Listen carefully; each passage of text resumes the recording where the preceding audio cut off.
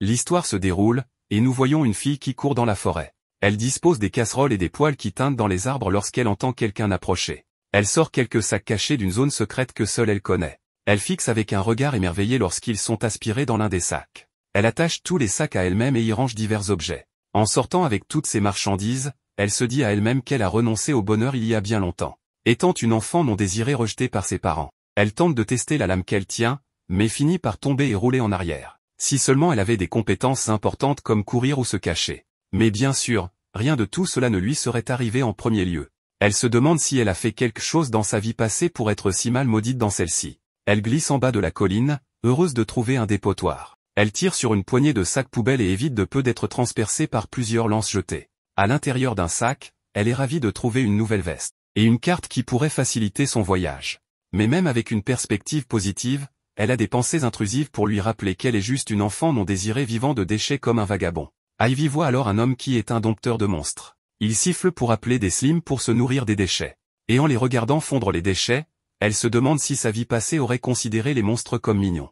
Ivy s'enfuit pour se cacher alors que l'homme s'approche de l'arrière de la benne. Elle fixe complètement effrayée, tandis que l'homme mentionne qu'il y a une prime sur la tête de cette petite fille, où le chef de son village la veut de retour morte ou vive. Elle fuit plus loin, ayant des nuits agitées. Et en traversant un marais, une forte bourrasque souffle et elle découvre des dizaines de slims sautant autour d'elle. Elle s'enfuit avec elle à sa poursuite. Elle arrive à la forêt et trébuche en arrière avec plus de slims apparaissant devant elle. Tombant d'une falaise, sa chute est amortie par les branches d'un grand arbre. Elle se soigne avec des potions, espérant que la chasse contre elle est terminée. Elle arrive ensuite à une belle source d'eau, où elle plonge pour se baigner. Ensuite, elle se coupe les cheveux et met des vêtements pour se déguiser en garçon. Fixant l'eau, prête à commencer sa nouvelle vie. Elle tombe sur un petit slim sur une feuille qu'elle trouve en fait mignonne. Puis, en consultant son compendium de monstres, il s'avère être extrêmement rare, étant connu comme le slim la plus faible avec une existence désintégrante. Elle ne peut s'empêcher de se réjouir parce que le slim est aussi faible et inutile qu'elle. Enfin, quelqu'un à qui elle peut s'identifier.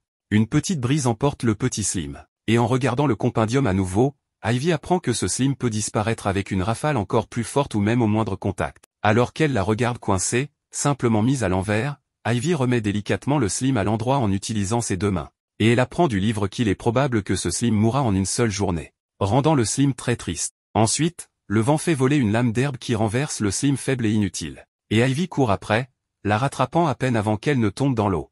Ivy passe ensuite du temps avec le slim autant que possible avant sa désintégration inévitable. Elle lui parle, mentionnant ses pensées sur le fait que les dieux ne sont pas justes. Ils créent des gens heureux, mais aussi des gens misérables comme elle et ce slim. Les humains dans ce monde appelé Ordogus tous reçoivent des compétences lorsqu'ils atteignent l'âge de 5 ans. Son père a des compétences en menuiserie à 2 étoiles. Sa mère a des compétences en couture à 2 étoiles et en reprisage à 1 étoile. Cependant, personne ne sait quelles compétences ils recevront ni combien d'étoiles elles auront jusqu'à ce qu'elles apparaissent. Mais l'avenir de chacun est décidé par ses compétences et le nombre d'étoiles. À l'âge de 5 ans, Ivy a reçu la compétence de domptage. C'est la capacité à apprivoiser des monstres et à les gagner à sa cause. Mais malheureusement, elle est née sans étoiles. Une dompteuse qui ne peut apprivoiser aucun monstre. Inutile et rejetée par la société et sa famille. Ils ont arrêté de lui donner de la nourriture et un toit où dormir. Elle s'est lentement retrouvée sans endroit où appartenir. Cependant, elle a quelque chose que les autres n'ont pas. Des souvenirs de sa vie passée. Apparemment, elle est une humaine réincarnée ici d'un monde différent. Mais la plupart des souvenirs sont flous et ne sont pas très utiles non plus. Il lui chuchote souvent des choses qu'elle ne comprend pas vraiment, comme des proverbes. La seule personne qui était toujours gentille avec Ivy était la diseuse de bonne aventure. Elle lui avait donné des livres qui lui ont appris beaucoup de choses différentes, et même ce sac magique qui peut stocker de nombreux objets. Mais malheureusement, la diseuse de bonne aventure est récemment décédée, il n'y a donc plus personne dans ce monde pour Ivy. Et tout le monde du village essaie de la trouver et de la tuer. Même si elle n'a rien fait de mal. Être sans étoile est-il si grave? Est-ce quelque chose qui devrait vraiment être haï? Elle fixe ensuite le slim, remarquant comment elle est destinée à disparaître en une seule journée. Le monde n'est tout simplement pas juste. Le lendemain matin, elle se réveille, cherchant précipitamment le petit slim. Attristée par la seule chose à laquelle elle pouvait s'identifier. Même si elle pensait être habituée à la solitude, elle ne peut s'empêcher de pleurer. Elle commence à fouiller dans ses sacs, se souvenant comment la diseuse de bonne aventure lui a dit de se diriger vers la capitale royale. Ensuite, en consultant sa carte, elle est soulagée de constater que le slim est toujours en vie. Elle apprend de son compendium que pour apprivoiser un monstre, elle doit d'abord lui donner une partie de son énergie magique. Si le monstre l'accepte, il commencera à briller. Et le monstre doit alors recevoir un nom pendant cette phase. Elle se demande si elle peut vraiment le faire en étant sans étoile. Elle imprègne ensuite le slime de magie et lui donne le nom de Sora, signifiant ciel pour représenter le ciel bleu au-dessus d'elle. Avec la réussite du nom, elle est excitée de voyager avec son mignon petit ami. Adoptant son propre nom d'Ivy, la plante qui prospère même lorsqu'elle est piétinée. Ivy course une souris et l'attrape, puis nous apprenons que c'est la 10e proie. Elle est ravie d'avoir des souris des champs pour son repas ce soir. Elle enveloppe les souris dans des feuilles et les range dans son sac pour plus tard. Elle indique sur sa carte où elle se trouve actuellement, la région de sa ville natale, le village de l'Atomie, et note que la capitale royale est bien plus à gauche, au-delà de la carte. Donc, elle veut s'arrêter dans la ville d'Otoloa, avant que la carte ne se termine. Elle doit attraper Sora à nouveau avant que la brise ne l'emporte. Elle est ensuite effrayée par des bruits de course et décide de grimper à un arbre pour se cacher. Elle est horrifiée de voir un grand troupeau de fourmis géantes, mais elle ne la remarque pas du tout. Après leur départ, elle soulève Sora, se demandant s'il ne semble pas un peu plus gros. Et après avoir remarqué qu'elle a une coupure sur la joue, elle se soigne avec quelques potions. Mais elle ne peut s'empêcher de penser qu'elle devrait avoir plus de potions et se demande où sont passés les autres. En errant, elle voit une affiche de recherche avec son visage dessus. Elle note que la récompense est de 500 dalles, ce qui est une grosse récompense là d'où elle vient. Elle se demande pourquoi elle pourrait valoir autant, puis son moi passé chuchote que c'est parce qu'elle est une fugitive recherchée. Ce qui ne rend pas Ivy plus heureuse, car cela la fait passer pour une méchante. Elle va retirer une deuxième affiche de recherche, mais est stupéfaite de voir leur laide représentation d'elle. Et cela la met assez en colère, alors elle la déchire. Cependant, en voyant la version embellie d'elle-même, elle remarque, oui, celle-ci, c'est probablement moi.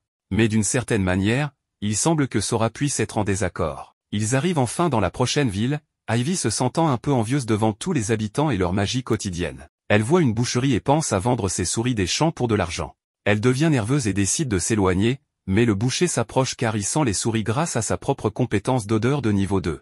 Il demande à Ivy de lui montrer les souris, et il est excité par les coupes de viande fraîche. Il les achète pour 100 dalles. Expliquant que la plupart des gens lui apportent des proies plus importantes ces jours-ci, il serait donc ravi d'acheter les viandes plus petites d'Ivy à n'importe quel moment. Avec une poche pleine de billets, Ivy a un peu faim en regardant la boulangerie. Mais elle est trop nerveuse, alors elle s'éloigne d'abord. Mais elle revient, le propriétaire de la boutique lui demandant ce qu'elle aimerait acheter. Ivy demande ce qu'elle peut se permettre avec 100 dalles, car il s'avère qu'elle n'a jamais utilisé d'argent auparavant. Le propriétaire explique qu'Ivy pourrait acheter toute l'étagère de pain.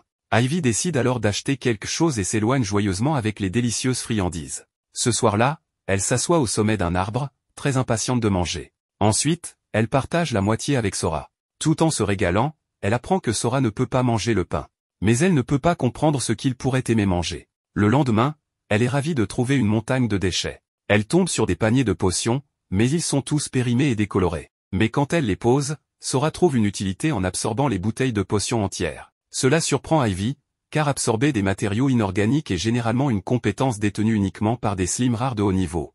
Elle essaie de tester cela avec un autre morceau de déchet, mais il semble que Sora ne s'intéresse qu'aux bouteilles de potions. Mais pas les rouges, seulement les potions bleues. Ils continuent leur journée dans le village, Ivy apportant plus de viande de souris au boucher pour gagner de l'argent. Elle achète plus de pain pour se régaler. Et elle se baigne dans la rivière voisine. Alors qu'ils mangent leur repas pour la journée, Ivy souhaite pouvoir rester dans le village pour toujours. Les gens ici la traitent bien, contrairement aux souvenirs de son père qui l'a jetée comme les ordures auxquelles elle s'est de plus en plus attachée. Le lendemain, elle se dirige vers le village, et quand elle voit quelques aventuriers, elle pense à l'homme qui l'a chassée pour une prime et s'enfuit. Elle court devant le boucher, qui est impatient d'acheter des souris. Mais elle est effrayée de voir son affiche de recherche sur l'étal du magasin. Elle court ensuite à la boulangerie, où la dame du pain a cuit son pain préféré pour lui en donner. Cependant, Ivy s'enfuit à nouveau, se sentant pire après avoir vu une deuxième affiche. Elle pleure de gentillesse, car elle sait qu'elle doit quitter le village qui l'a traitée si gentiment. Et elle embrasse Sora, qui la tient compagnie pendant son sommeil. Le lendemain, lorsqu'elle s'aventure dehors, elle arrive à une intersection, ne sachant pas où aller. Elle décide d'aller grignoter quelque chose, car elle avait trop peur de ramasser des provisions en ville. Elle tombe sur un pommier doré avec délices, mais n'est pas si heureuse de voir que c'est un monstre qui se nourrit d'aventuriers. Ivy essaie de fuir, mais s'en sort avec une attaque vicieuse au poignet. Elle finit par s'écrouler au sol et dit qu'il lui faut une potion.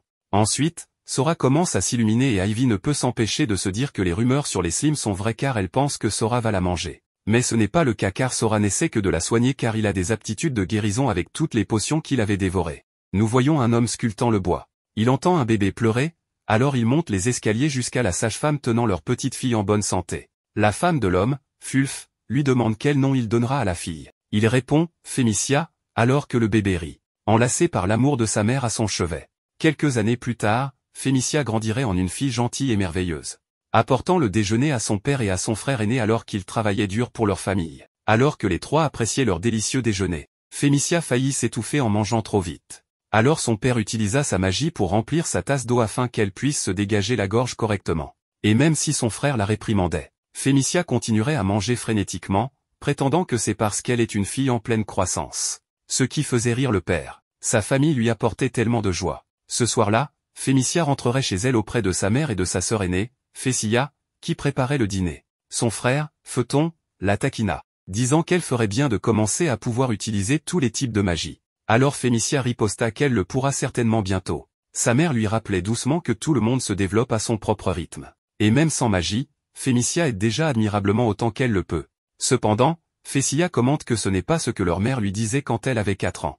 Elle se faisait dire tous les jours par leur mère de se dépêcher et d'apprendre à utiliser la magie déjà. Le dîner est prêt pour que la famille en profite. Un gros ragoût est le plat principal. Le père explique fièrement que puisque Fécia a la compétence apaisante, la nourriture est améliorée avec la capacité de soulager la fatigue. Ensuite, la famille savoure leur dîner paisiblement ensemble. La famille continue de travailler sur des choses tout au long de la soirée. Le père mentionne que la maison qu'il construisait devrait être terminée d'ici la fin du mois. Mais il ne pourrait pas la terminer sans sa belle famille vraiment bénie dans ce monde. Leur fils Photon fabrique les meubles, avec ses compétences en fabrication de meubles à 3 étoiles. Et la mère aide à fabriquer les coussins de meubles avec ses compétences en couture à 2 étoiles. Leur famille était vraiment bénie avec un talent pour les affaires de la maison. Alors que la mère travaillait, une larme lui monta aux yeux. Ce qui effraya Fémicia. Il s'avère que la mère cousait des vêtements de mariée pour la fille du cordonnier. Et cela lui fit réaliser que Fémicia et sa sœur aînée Fécia se marieront aussi un jour. Fécia est impatiente d'avoir une belle robe. Le père disant que c'est trop tôt. Mais non, la mère sait que le temps vient toujours plus vite qu'on ne s'y attend. Après tout, Fémicia a presque 5 ans. Ce qui rend Fémicia excitée pour les cadeaux d'anniversaire. Cependant, il y a quelque chose de plus important qui arrive ce jour-là. Sa compétence. Le père remarque que tant qu'une personne a une compétence, elle trouvera toujours un endroit où travailler. La mère ajoute, quel type de compétence et combien d'étoiles, personne ne sait jusqu'à ce qu'ils reçoivent leurs compétences des dieux. Le type de compétence et le nombre d'étoiles détermineront où vous travaillerez. La mère demande alors à Fémicia quelle compétence elle aimerait. Dès le plus jeune âge, Fémicia avait toujours voulu être une dresseuse. Pour se lier d'amitié avec des dragons, des griffons et toutes sortes de monstres. Faisant rire son frère, car il trouvait son raisonnement ridicule. Le père rappelle à Fémicia que les compétences sont accordées par les dieux afin que les gens puissent vivre dans ce monde. Ce qui fait bouder Fémicia, car il lui a dit que ce n'est pas non plus pour qu'elle se lie d'amitié avec des monstres. Cependant, il lui donne un cheval fabriqué avec ses compétences en menuiserie à 2 étoiles pour la réconforter. La famille entend frapper à la porte. Qui pourrait bien être là à cette heure? Il s'avère que c'est maîtresse Luba la diseuse de bonne aventure. Elle est venue parce qu'il est presque temps que Fémicia reçoive sa compétence. Elle est donc venue offrir une prière de bonne fortune. La diseuse de bonne aventure repense ensuite à quand Fémicia était beaucoup plus jeune. La mère était préoccupée, car Fémicia avait commencé à parler incroyablement bien dès l'âge de 2 ans. Mais parfois, Fémicia dit des choses étranges. La mère ne pouvait s'empêcher de ressentir de l'inquiétude, se demandant si sa fille serait capable d'utiliser la magie un jour. Fémicia éclata alors soudainement, « De la magie? Ce monde a de la magie ?» Quelque chose que Luba confirme à la petite Fémicia. Fémicia saute de joie. Luba rassure ensuite la mère en disant que c'est bon. Fémicia grandira en une enfant très intelligente. Luba trouve ensuite une excuse pour que la mère s'éloigne un instant. Ainsi, elle peut s'informer en privé sur Fémicia. Elle dit à Fémicia que si les gens apprennent qu'elle a des souvenirs de sa vie antérieure, les choses deviendront difficiles pour elle. Elle ne doit donc pas en parler à qui que ce soit. Elle doit garder le secret, même à sa propre mère. De retour dans le présent, Luba dit à la famille que Fémicia est sûre de recevoir une compétence merveilleuse. Fécia demande si la compétence de Luba lui permet de savoir quelle compétence Fémicia va obtenir. Cependant, avec la compétence de prévoyance de Luba n'étant qu'à 1 étoile, elle ne peut voir que jusqu'à un certain point. Photon se moque alors de la compétence à 1 étoile de Luba, provoquant la réprimande de son père envers son fils impertinent. Après tout, sans ses prédictions météorologiques, le village ne saurait pas quand il pourrait récolter. Nous atteignons enfin le jour du 5e anniversaire de Fémicia. Ses parents sont avec elle, alors que le prêtre du village leur dit que c'est le jour de recevoir les bénédictions de Dieu. Des bénédictions qui lui accorderont la joie du dur labeur, le bonheur de s'émerveiller de vivre et la divine protection de la vérité. Fémicia s'approche pour toucher l'eau sacrée. Ensuite, le prêtre utilise sa magie pour recevoir le message divin. Fémicia est bénie avec la compétence de dompteur, la capacité de gagner des monstres à sa cause. Ce qui excite tant elle que ses parents. Cela allait exactement comme Fémicia le souhaitait. Cependant, ce rêve allait devenir un cauchemar. Alors que le prêtre jette un regard très perturbé à la lecture, l'eau éclate devant eux. Cela signifie que cet enfant possède une compétence de dompteur sans étoile. Ses parents protestent. Son père crie, cela doit être une sorte d'erreur. Ma fille ne peut pas être sans étoile. Mais le prêtre les assure que c'est un message divin. Les erreurs ne sont tout simplement pas possibles. Et toute discussion ultérieure comme celle-ci est un blasphème. Alors que le prêtre s'éloigne, murmurant que cette fille a été abandonnée par les dieux, Fémicia entend un murmure de sa vie passée, disant que c'est comme un jeu vidéo incroyablement difficile. De retour chez elle, la famille est complètement déprimée et désemparée. Le père frappe la table, ayant bu sans arrêt. La mère lui dit qu'il a trop bu, mais il l'ignore, se demandant comment tout cela a pu arriver. Lui et sa femme ont des étoiles. Leur fils et leur fille aînée ont des étoiles. Alors pourquoi Fémicia seule n'en a-t-elle aucune? Fémicia essaie de lui demander quelque chose, mais il lui crie de ne pas parler car les 100 étoiles ont été abandonnées par les dieux. Il remet vraiment en question comment une 100 étoiles pourrait naître dans sa famille. Cela fait que Fémicia la regarde incrédule, l'homme devant elle n'ayant plus l'amour et la chaleur qu'elle connaissait toujours. Fulf lui dit qu'il va trop loin en se levant rapidement. Il attrape rapidement le cheval en bois qu'il a donné à Fémicia et le fracasse au sol, criant à quoi bon être une dompteuse si elle n'a pas d'étoiles. Il se demande même si Fémicia est vraiment sa fille. Avec ces paroles dures, Fulf s'effondre en larmes. Fémicia essaie de consoler sa mère, mais Phaéton la saisit en criant de ne pas toucher sa mère. Fémicia essaie de demander de l'aide à sa sœur aînée, mais Fécia ne lui lance qu'un regard méprisant, tandis que Fémicia crie que son frère la fait mal, lui demandant d'arrêter. Il la jette par terre et lui crie de partir. Elle le regarde, complètement perdue dans tout ce qui s'est passé. Mais alors elle court hors de la porte. Fémicia erre alors dans le village comme un zombie sans vie. Tout en désordre, les villageois parlent à voix basse de l'enfant sans étoile abandonné par Dieu. Le chef du village annonce que l'apparition d'une 100 étoiles est un horrible présage de catastrophe. Il dit aux villageois qu'ils doivent se préparer contre les malheurs et consacrer leur capacité au bien du village. Tandis que Fémicia les regarde, d'autres enfants du village lui lancent des pierres, la faisant saigner. Elle court, pour se retrouver face à d'autres villageois la regardant avec des yeux pleins de haine. Elle court toute la nuit à travers une forêt pour leur échapper, se demandant pourquoi tout cela arrive, jusqu'à ce qu'elle trébuche. Elle ne peut plus rentrer chez elle. Son lui passé, lui murmure qu'il va y avoir une chasse aux sorcières, ce qui fait que Fémicia serre le poing sous la pluie. Elle se dit à elle-même qu'elle n'est pas une sorcière. Alors qu'elle erre dans la pluie, déprimée et gelée, elle se dit qu'elle a aussi faim. Elle trouve des fruits et en mange autant qu'elle peut.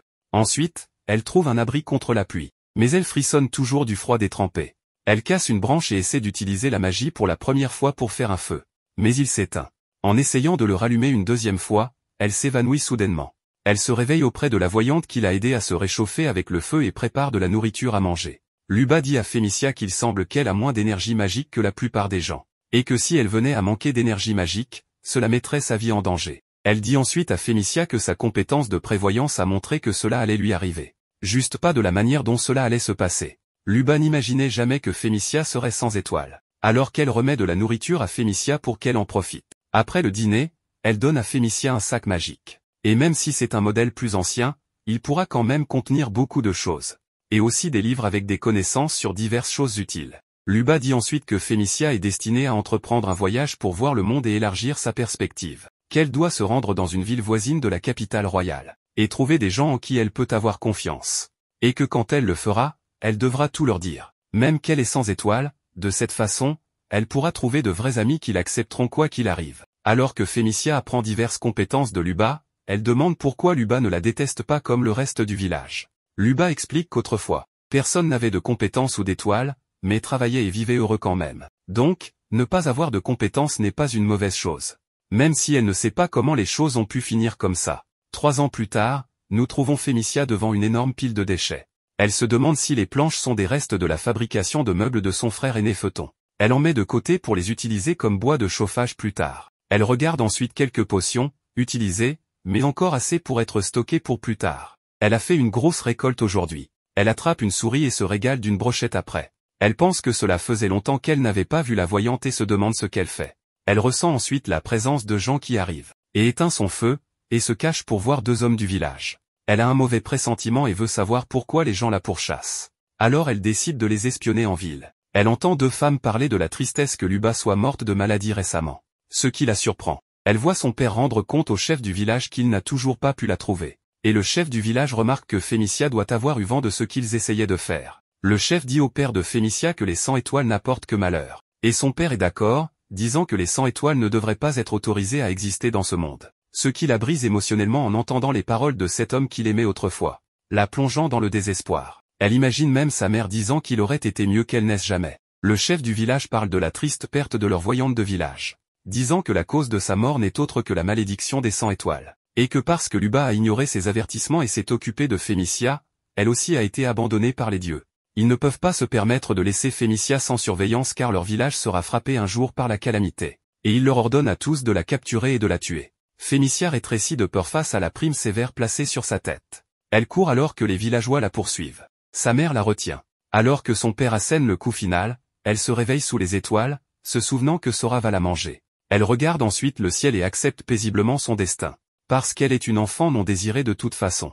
Ensuite, elle se retrouve réveillée par Sora qui la pousse. Il rebondit sur elle, et c'est là que Fémicia remarque que sa plaie est complètement guérie. Elle le remercie, car elle a appris qu'il ne cherchait pas à la manger. Il l'a soignée en réalité. Et c'est là qu'il a commencé à parler. Alors Fémicia se réjouit et rit de son petit Slim qui ne peut dire que « pu ».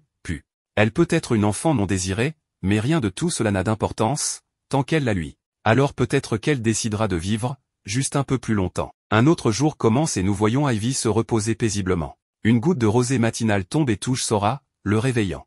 Il répète sa phrase pu encore et encore comme un réveil, alors Ivy le prend pour l'arrêter. Bien sûr, elle n'aurait aucune idée de ce que cela signifie même dans ce monde, mais sa vie passée le sait. Elle caresse le petit Sora énergique en cette belle matinée. Et elle encourage, impatiente que tous deux continuent leur voyage. Bail et potion bleue. Ivy prie, exprimant sa gratitude pour le bon repas matinal. Les deux en profitent. Mais Ivy est surprise de voir à quel point son petit Slim semble avoir maintenant d'énergie. Elle le serre fort et remarque à quel point il est plus robuste qu'auparavant. Est-ce vraiment le même Slim désintégrant qu'elle connaissait? Peut-être qu'il a grandi après avoir consommé toutes ces potions bleues.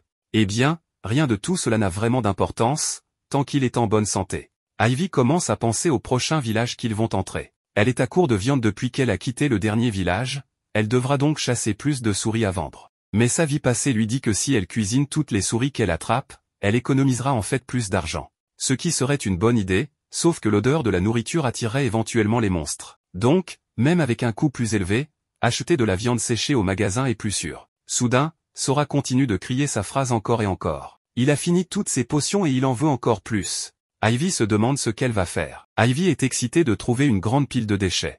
Elle commence à fouiller en espérant trouver de la nourriture pour Sora, mais se laisse distraire par les vêtements usagés. Elle se souvient qu'elle doit rester concentrée, alors elle regarde autour d'elle et trouve une grosse pile de potions usagées. En comparant les potions bleues, celle-ci semble neuve, et celle-ci semble trop vieille. Mais l'âge de la potion bleue n'a pas d'importance pour Sora. Il les mangera toutes. Il consomme ensuite une potion rouge, quelque chose qu'il ne voulait pas consommer auparavant. Alors elle essaie de tester une potion verte qui agit comme un antidouleur et une potion violette qui enlève les malédictions, mais Sora ne veut aucune de ces deux-là. Sa vie passée lui conseille ensuite d'essayer de mélanger les couleurs. Elle combine le rouge et le bleu pour faire la potion violette. Et Sora la mange aussi. Cependant, il ne veut rien avoir avec une potion violette normale. Ils partent ensuite en chemin avec Sora qui rebondit et roule partout. Et Ivy est tellement heureuse. Parce qu'elle pensait qu'elle voyagerait toujours seule, vivrait toujours seule. Mais maintenant, elle aura toujours Sora. Elle est excitée de voir des bails et s'extasie sur le goût délicieux.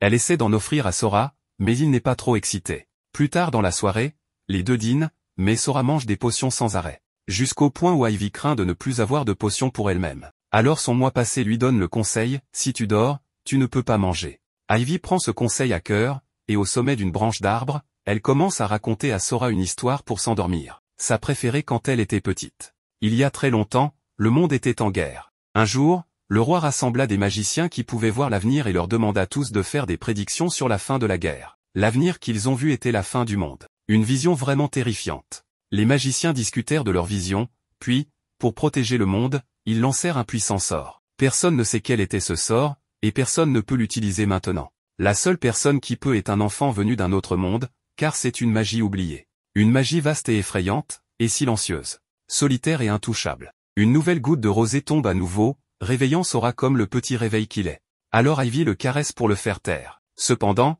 elle s'énerve, se réveillant pour découvrir que Sora avait déjà mangé toutes ses potions. Elle attrape quelques souris dans un piège à souris. Elle attrape accidentellement un gros serpent. Elle hésite à s'en occuper, mais elle sait que cela pourrait lui rapporter de l'argent si elle le vend. Alors elle prend un morceau de tissu de son sac magique et recouvre le serpent, le confinant avec un nœud. En marchant sur un chemin, elle sent quelque chose, pendant que Sora panique à ce sujet. Elle est curieuse de savoir ce que c'est et décide de vérifier, pour découvrir une caravane complètement détruite par des bandits. Elle décide de cacher Sora dans son sac, et quand elle regarde plus loin, elle est horrifiée de trouver des hommes ensanglantés et battus. Pas moyen que des bandits feraient ça. Cela devait être l'œuvre de monstres. Ivy décide de prendre ses jambes à son cou, jusqu'à ce qu'elle soit loin, haletante et complètement hors d'haleine. Elle repère l'atome et se dirige vers la ville. Et même si elle est en sécurité maintenant, elle a l'impression qu'elle doit le dire à quelqu'un.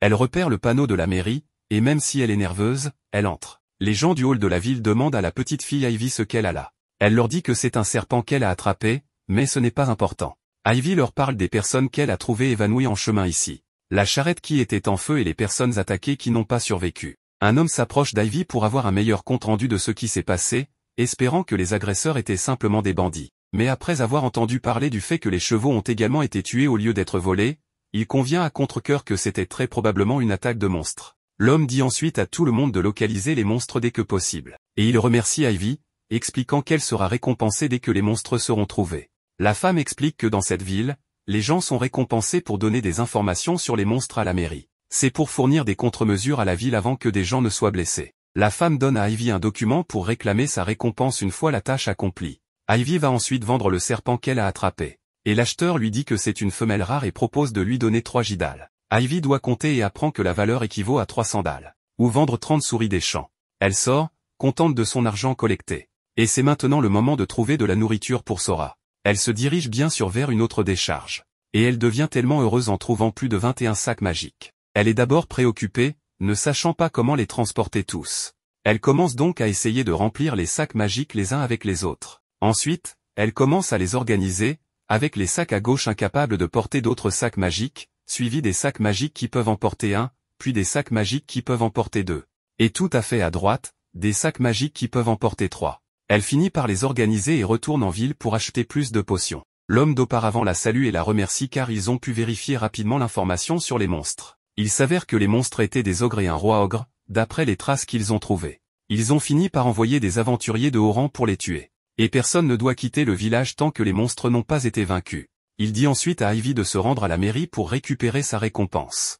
Et après avoir remis son document, la dame de la mairie lui remet 5 Jidal. Le serpent valait 3 Jidal ou 30 souris des champs. À 5 Jidal, c'est l'équivalent de 50 souris. Mais ce n'est pas tout, car elle reçoit également de l'adal. Un ladal équivaut à 10 Jidal, donc au total, elle a récolté l'équivalent de 280 souris des champs en argent. Plus tard dans la soirée, elle se détend, mange des bails et nourrit Sora dans son sac. Elle devra rester en ville jusqu'à la fin de la chasse aux monstres. Mais elle est heureuse quand même, avec Sora toujours à ses côtés, alors elle décide de se reposer pour la nuit. Par cette belle matinée, nous tournons vers Ivy qui trouve l'une de ses pièges à racasser, se demandant si un animal plus gros avait marché dessus et l'avait cassé. Cela laisse Ivy inquiète de ne rien attraper à vendre. Son mois passé rappelle à Ivy la récompense qu'elle a reçue pour avoir signalé l'attaque des gobelins l'autre jour. Alors elle ouvre son sac, pensant qu'elle pourrait être tranquille pendant un certain temps.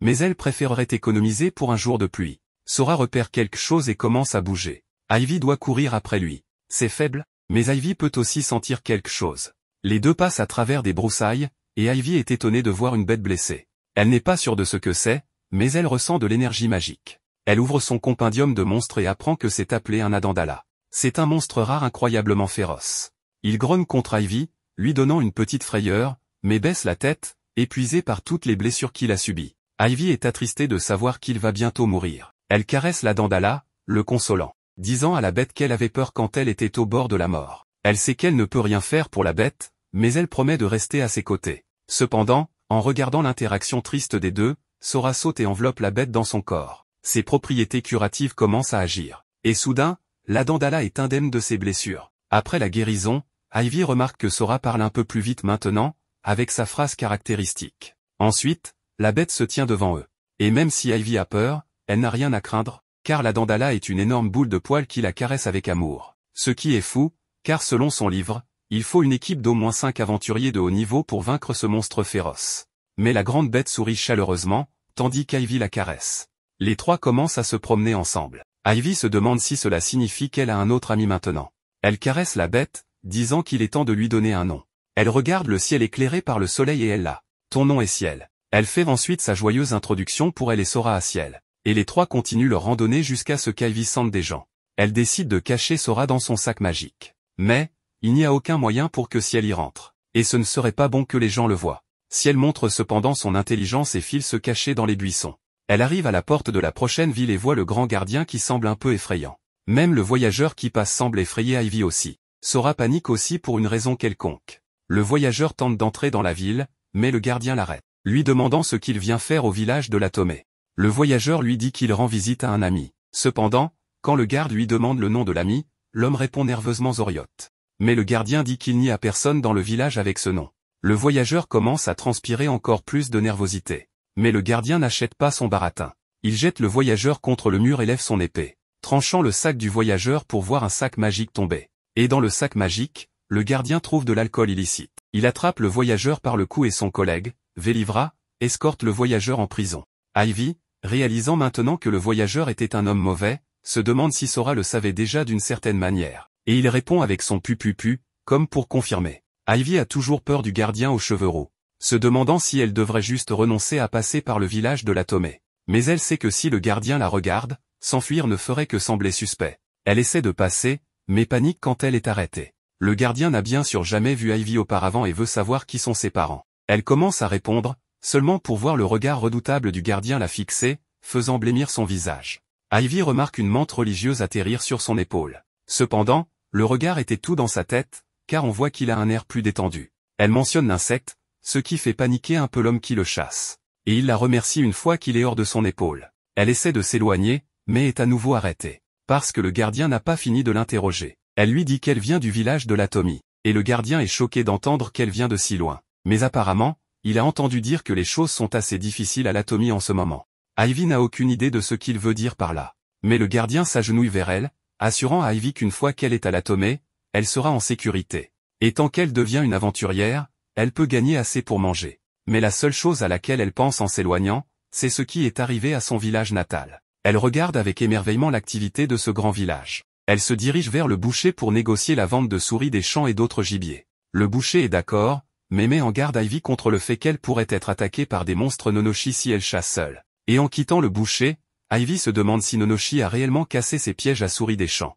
Elle se dirige vers la zone des aventuriers pour y installer un espace de repos. Mais elle a peur encore une fois en voyant le grand superviseur de la garde. Le gardien dit à Ivy qu'elle sera en sécurité dans cette direction. Mais elle a besoin de ce permis, sinon elle ne sera pas autorisée à venir ici. Ivy installe ensuite une bâche de repos et s'écrase sur le sol agréable. Devant elle, il y a de plus grandes tentes, ce qui implique la présence d'aventuriers de niveau intermédiaire. Alors que dans sa zone, les tentes plus petites laissent entendre des aventuriers novices. En voyant les tentes, elle souhaite en avoir une, car elle aurait moins à se soucier de la météo. Et bien sûr, elle pourrait laisser sortir Sora du sac. Mais en y pensant, elle a toujours la récompense de l'information, n'est-ce pas? Ivy retourne en ville pour faire du shopping de tentes. Et elle trouve un magasin de tentes d'occasion. Elle se détourne en lisant l'enseigne du magasin et est effrayée de voir le garde de la ville lui demander si elle cherche une tente. Cependant, il est aussi un peu effrayé. Et l'autre garde, Velivra, le réprimande, disant de ne pas effrayer les enfants. Ivy leur dit qu'elle n'a pas de tente, le garde se demande si elle a été chassée de son village sans rien. Ensuite, Velivra souligne que les difficultés à la Tomée doivent être réelles. Le garde aux cheveux roux se présente enfin comme Octo. Il lui dit qu'il va emmener Ivy dans un autre magasin et commence à la traîner là-bas. Cependant, après que Velivra ait réprimandé Octo pour avoir été trop brutal, étant beaucoup plus grand que lui, il commence à s'excuser. Velivra confirme que son ami est dense, mais vraiment un homme au cœur bon. Alors il se dirige vers un autre magasin de tentes. Et lorsque le propriétaire apprend qu'Ivy est du village de la Tomie, il la prend en pitié. Elle demande ensuite le prix d'une tente et se demande si 5 Gidal serait suffisant, ce qui, si vous vous en souvenez tous, équivaut à vendre 50 souris des champs. Elle leur dit qu'elle a 2 ladal, soit l'équivalent de 200 souris des champs. Et tout le monde est choqué d'entendre que ce petit garçon a tellement d'argent. Alors Ivy explique que dans le dernier village, elle leur a donné un tuyau sur un monstre et a reçu cette récompense monétaire en pourboire. Et tout le monde la félicite pour sa chance.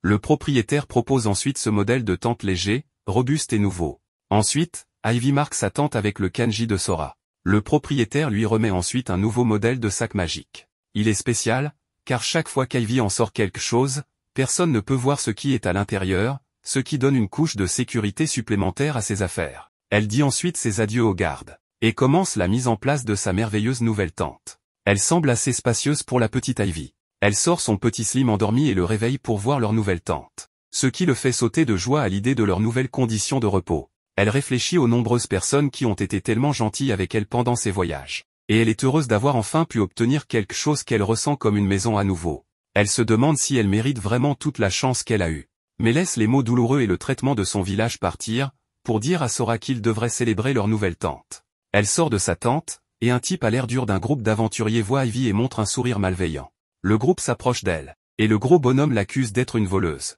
Avec son copain disant, « Ouais, c'est en fait sa tante. » Il l'accuse ensuite à voix haute de lui avoir volé sa tente et lui dit de la rendre. Ivy affirme qu'elle n'a pas volé. Elle l'a achetée elle-même, bien sûr. Mais le gros bonhomme traite Ivy de menteuse et lui dit qu'il est impossible qu'elle puisse acheter ça. Il saisit sa tenue pour la harceler. Et les femmes la traitent d'avoir une éducation terrible, d'être une menteuse. Ivy essaie de s'enfuir, et l'homme la saisit, et crie à Ivy qu'il va la tuer. Ce qui la fait pleurer. Cependant, le garde de la clairière vient demander ce qui ne va pas, leur disant que quiconque cause des problèmes sera condamné à une amende et expulsé. L'homme rude dit au garde qu'Ivy lui a volé sa tente, et qu'ils sont les victimes. Mais bien sûr, le garde demande où est leur preuve. L'aventurier suffisant dit alors de regarder l'enfant. Il est impossible que ce petit garçon puisse acheter une tente comme celle-ci. C'est juste du bon sens. Mais le garde vient et saisit la main de l'homme, libérant Ivy. Le garde lui dit que la tente appartient au petit garçon.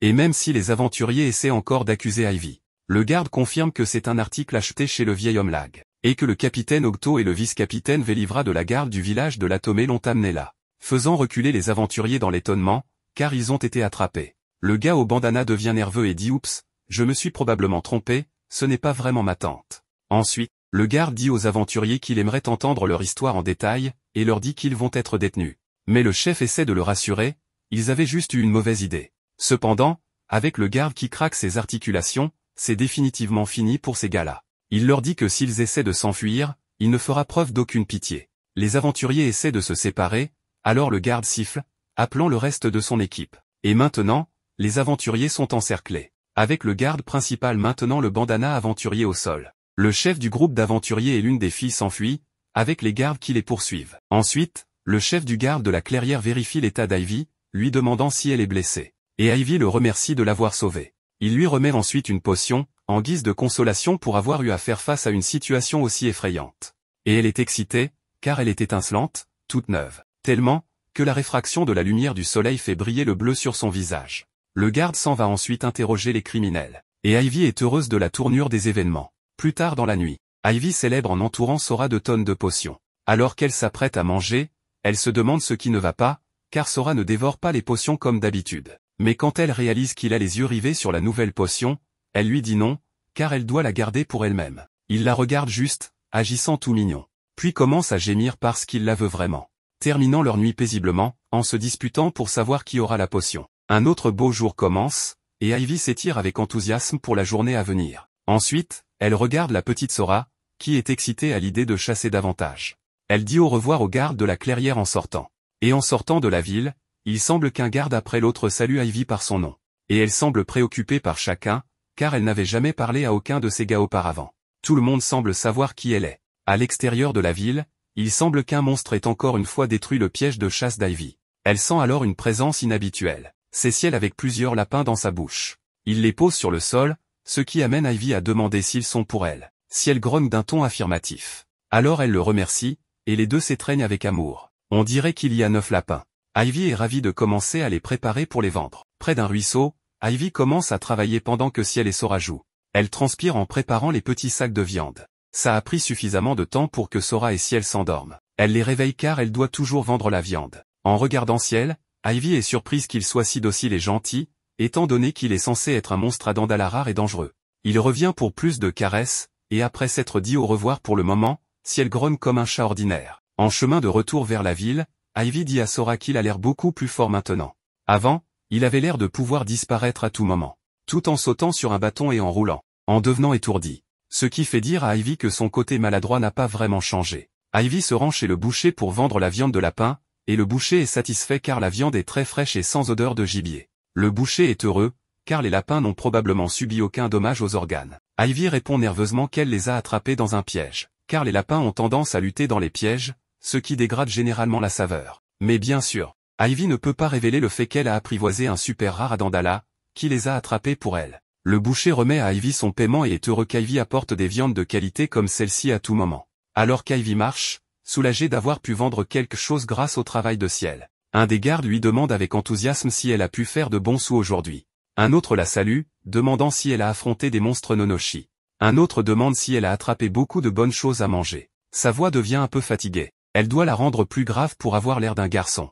Alors elle se cache dans une ruelle pour éviter toute autre conversation futile avec les gardes. Jusqu'à ce qu'elle soit attrapée par Velivra, qui lui demande pourquoi elle se cache dans un endroit comme celui-ci. Pendant qu'il marche, il se rend compte de tous les ennuis que le capitaine Octo lui a causés. Il a fait le geste sympa de dire aux autres guetteurs que si un aventurier nommé Ivy est en difficulté, assurez-vous de l'aider. S'assurant que tout le monde savait qu'Ivy était jeune et travailleur, donc les collègues gardes devraient veiller sur lui quand ils le peuvent. Octo est un peu têtu, car quand il a une idée en tête, personne ne peut l'arrêter. Mais il a vraiment de bonnes intentions. Velivra se sépare d'Ivy car il a d'autres choses à faire. Ivy continue sa marche, soupirant en appréciant la pensée du geste d'Octo, mais elle n'aime pas se faire remarquer. Cependant, avec les gardes qui lui font signe, elle est joyeuse en pensant que cette ville pourrait être un bon endroit. Quelque chose attire alors l'attention d'Ivy. C'est le fruit Zaro, une spécialité de sa ville natale de l'Atomi.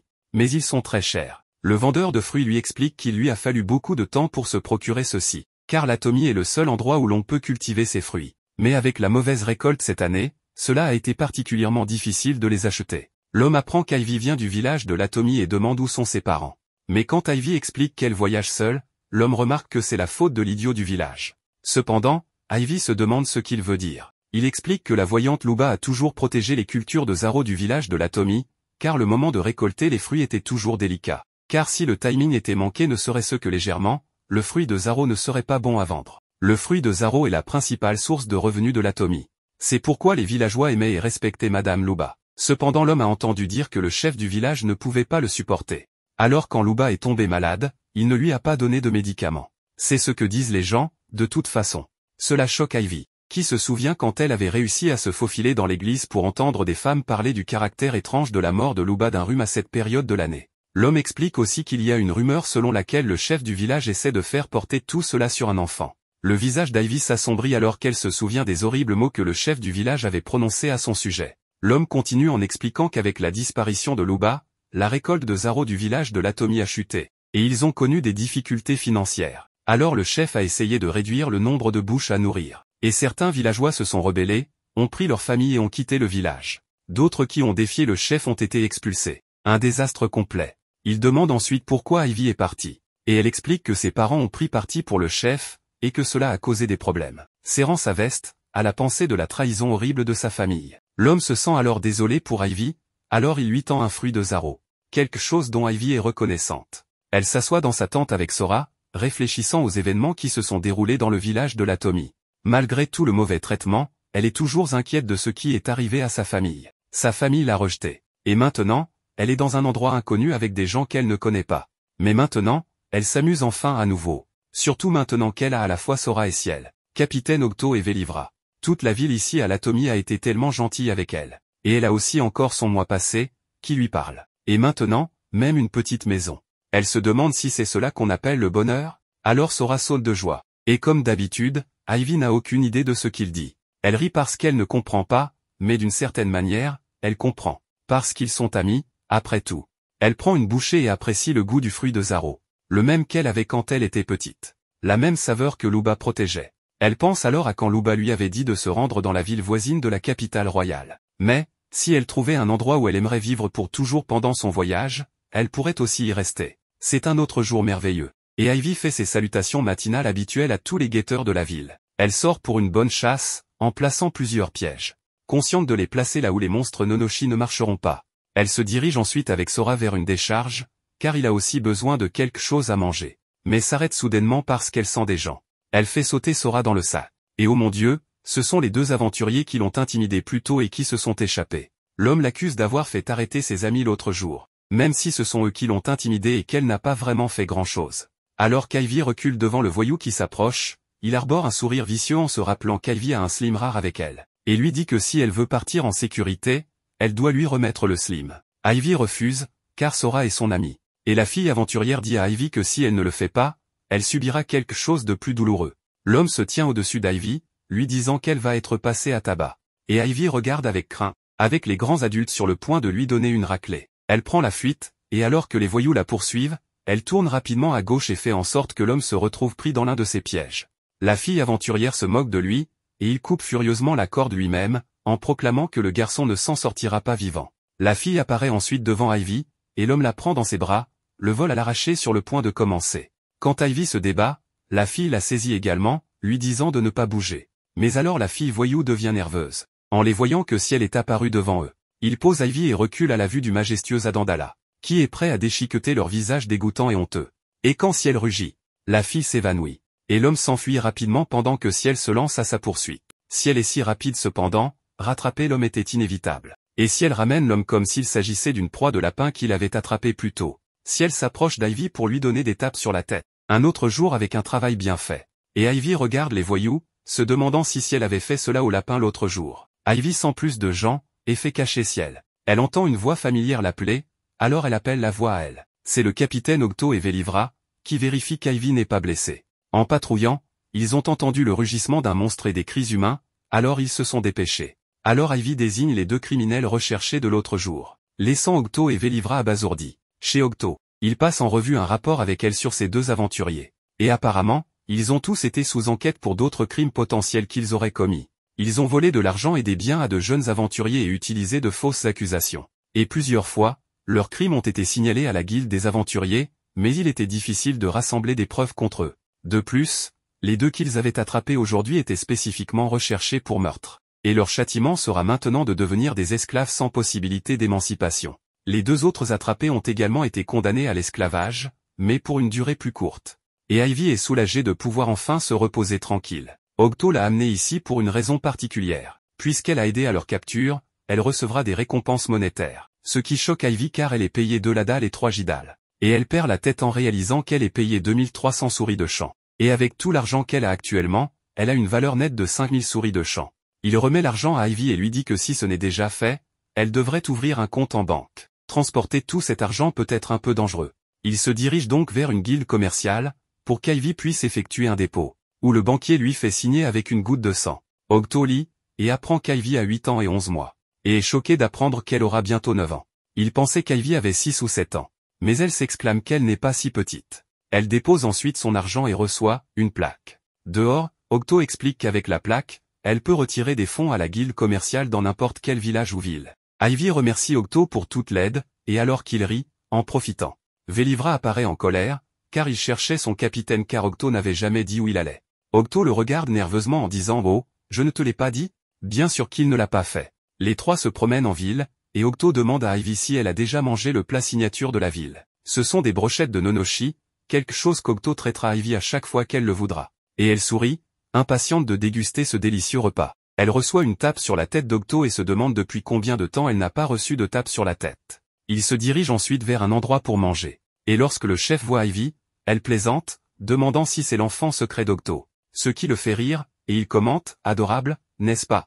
Alors qu'il s'installe à leur table, Ivy regarde avec émerveillement la taille des brochettes de nonoshi. Elle devient un peu nerveuse en entendant Octo commander 10 brochettes pour chacun d'eux. Mais il affirme qu'elles sont tellement bonnes que ce sera facile d'en manger autant. Cependant, Vélivra sait que son capitaine exagère, ne tenant pas compte de la corpulence actuelle d'Ivy. La nourriture arrive, et Ivy prend une bouchée de la délicieuse brochette. Vélivra remarque que la chef ici est si douée que quiconque à la capitale royale aimerait aussi en manger. Et le chef explique qu'elle a une compétence culinaire à 4 étoiles. À seulement 1 étoile en dessous du maximum de 5 étoiles. Ivy devient un peu triste en se rappelant son propre classement actuel en étoiles. Octo dit ensuite que les 2 criminels qu'ils ont attrapés aujourd'hui avaient tous les 2 une compétence de course à 3 étoiles. C'est certainement pourquoi il était si difficile de les attraper avant. Il demande ensuite quelle est la compétence actuelle d'Ivy, et Vélivra fait remarquer que si sa compétence correspond bien, elle pourrait rejoindre les gardes ici à l'avenir. Elle explique tristement qu'elle est une dresseuse, et Octo pense que c'est une compétence merveilleuse. Il lui demande ensuite combien d'étoiles elle a, et elle devient nerveuse, tremblant à l'idée de le mentionner. Octo et Vélivra pourraient avoir deviné qui elle est, ayant fui du village de l'Atomie. Alors Octo la caresse et dit parfois, même les gens avec beaucoup d'étoiles sont totalement inutiles. Ces voyous d'aujourd'hui en sont un bel exemple de fléau de la société. Vélivra est d'accord, car de nombreuses personnes avec des étoiles ne parviennent toujours pas à utiliser leurs compétences correctement et finissent par prendre le mauvais chemin dans la vie. C'est le travail des gardes de garder de telles personnes sous contrôle. Ivy regarde surpris, alors qu'Octo fait remarquer qu'il y a beaucoup de personnes avec une seule étoile qui sont dignes de louange. Et qu'Ivy devrait être fière de tout ce qu'elle a accompli. À la fin de la soirée, ils se saluent. Elle réfléchit à la façon dont elle n'a même pas une étoile. Et le lendemain, elle dit au revoir aux 2. alors qu'elle prévoit de continuer à tenir sa promesse à Luba de se rendre à la ville à côté de la capitale royale. Octo dit que où qu'elle aille, elle peut mentionner son nom. De cette façon, elle pourra passer plus facilement. Ils lui disent de revenir quand elle veut. Vylivra dit à Octo le rapport qu'il a reçu du village de l'Atomie sur tous les enfants d'une étoile, Ivy ne figurant pas sur la liste. Le seul qui s'était enfui étant une fillette de 8 ans sans étoile. Et Octo se gratte la tête sachant qu'il n'a malheureusement pas gagné suffisamment la confiance d'Ivy pour qu'elle leur dise la vérité. Ils comprennent tous deux combien les événements à l'Atomie ont dû profondément blesser son cœur, et espèrent qu'un jour, Ivy sera prête à s'ouvrir à eux deux. Encore une merveilleuse journée, avec Sora qui saute de joie, alors qu'Ivy court après lui. Mais il semble d'une certaine manière plus rapide que jamais. Après avoir trouvé un endroit pour se reposer, Ivy finit enfin par s'asseoir pour boire un verre. Et Sora vient sautiller de joie, tellement plein d'énergie. Que va-t-elle bien pouvoir faire avec lui? La vie passée d'Ivy révèle que Sora a dû évoluer davantage après avoir guéri les blessures de ciel. Mais elle ne sait pas vraiment ce que cela signifie. Sora repère quelque chose et Ivy doit encore courir après lui. Et il découvre des plans de Yamamo qui ont tous été déterrés. Et Ivy devient un peu nerveuse, se demandant à quel point les monstres Nonochi sont grands. Elle tombe au sol à la pensée de fuir les dangereux sangliers. Les buissons bruissent derrière elle, augmentant la frayeur. Mais c'est Ciel qui surgit, la puissante bête à Dandala qui semble maintenant juste être un gros nuage de poils quand Ivy joue avec elle. Ivy ne se lasse tout simplement pas de ces précieux monstres. La nuit tombe, et Ivy déguste quelques délicieuses brochettes de lapin au feu de camp. Elle remercie Ciel, car elle en avait tellement attrapé pour elle. Et elle rit en voyant Sora savourer aussi son dîner. Elle pense à se réveiller tôt demain pour vérifier les pièges à souris dans le champ. Mais tout n'est pas en paix avec un être mystérieux qui l'observe depuis les ombres. Elle vérifie ses pièges, mais un par un, il ne semble pas y avoir une seule souris attrapée. Mais il reste de la viande de la veille qu'ils peuvent déguster. Ivy frissonne soudainement en ressentant une présence glaciale. Et un brouillard noir apparaît. Ivy prend ses jambes à son cou, notant que le brouillard noir qui la poursuit lui donne la nausée. Elle finit par arriver au bord d'une falaise, sans nulle part d'autre où aller. Et quand elle se retourne pour le voir, elle est stupéfaite de découvrir que ce n'est pas un monstre, mais ce qui semble être un humain qui en est la cause. Ciel arrive pour rugir puissamment, faisant disparaître l'humain qui causait le brouillard, mais ne laissant qu'à Ivy plus de questions sur ses origines. Ivy et Sora voyagent confortablement sur le dos de Ciel. Mais soudain, Ciel commence à devenir agressive. Il y a un ogre qui escalade la falaise sur laquelle il se trouve, et un autre devant eux également. Ivy met Sora dans le sac. Puis Ciel s'engage dans un combat avec l'un des ogres, mordant son bras et précipitant l'ogre hors de la falaise dans l'eau. Des rochers commencent à tomber d'en haut sur Ivy et 4 autres ogres tombent en dévalant vers elle. Alors elle prend ses jambes à son cou. Elle arrive dans une forêt stérile, regardant avec horreur pourquoi il y a tant de poupées de paille accrochées parmi les arbres. Mais elle ne peut pas rester longtemps, car les ogres se rapprochent. Elle court plus loin mais déclenche un piège, donnant aux ogres l'occasion de l'encercler. L'un des ogres saute pour attaquer, mais soudainement le feu le propulse loin. Un homme entre en scène en créant une tornade enflammée, avec le feu qui se propage et qui cuit les ogres vivants. L'homme se vante alors fièrement, « Avez-vous vu ça? Cette attaque tempête de feu m'appartient, je suis Ratoloa. » Bien que maintenant il regarde nerveusement Ivy qui brûle dans un piège. Il est surpris de voir un enfant coincé là-haut. Puis un archer réprimande Ratoloa, disant qu'il doit apprendre à se retenir. Alors qu'il coupe le filet de piège d'Ivy, elle commence à crier alors qu'elle chute mais Ratoloa arrive à la rattraper. Il lui demande pourquoi elle est là. Mais elle n'a pas le temps de répondre qu'un ogre brandit sa massue au-dessus d'eux. Il s'échappe, atterrissant sur de gros slimes rebondissants. Appelée par l'ami de Ratoloa, Mira. Alors qu'elle reprend ses slimes, elle dit, elle ne s'attendrait pas à moins de l'épée flamboyante, des escouades de suppression, en parlant de Ratoloa. Et leurs deux amis abattent les ogres derrière eux. Ratoloa était juste un peu surpris par Ivy, c'est tout.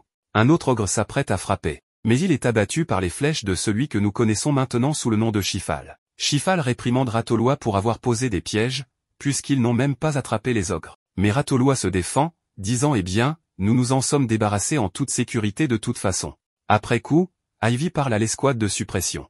Ils sont ici parce que de nombreux monstres se sont installés dans cette région, et ils ont été envoyés ici pour les chasser. Les pièges étaient destinés à chasser les ogres, mais comme Ratoloa a mis le feu à toute la zone, il était peu utile de les utiliser. Il s'inquiète de savoir si Ivy est blessée. Donc, en imitant la voix d'un garçon, elle répond « Eh non monsieur, je vais bien.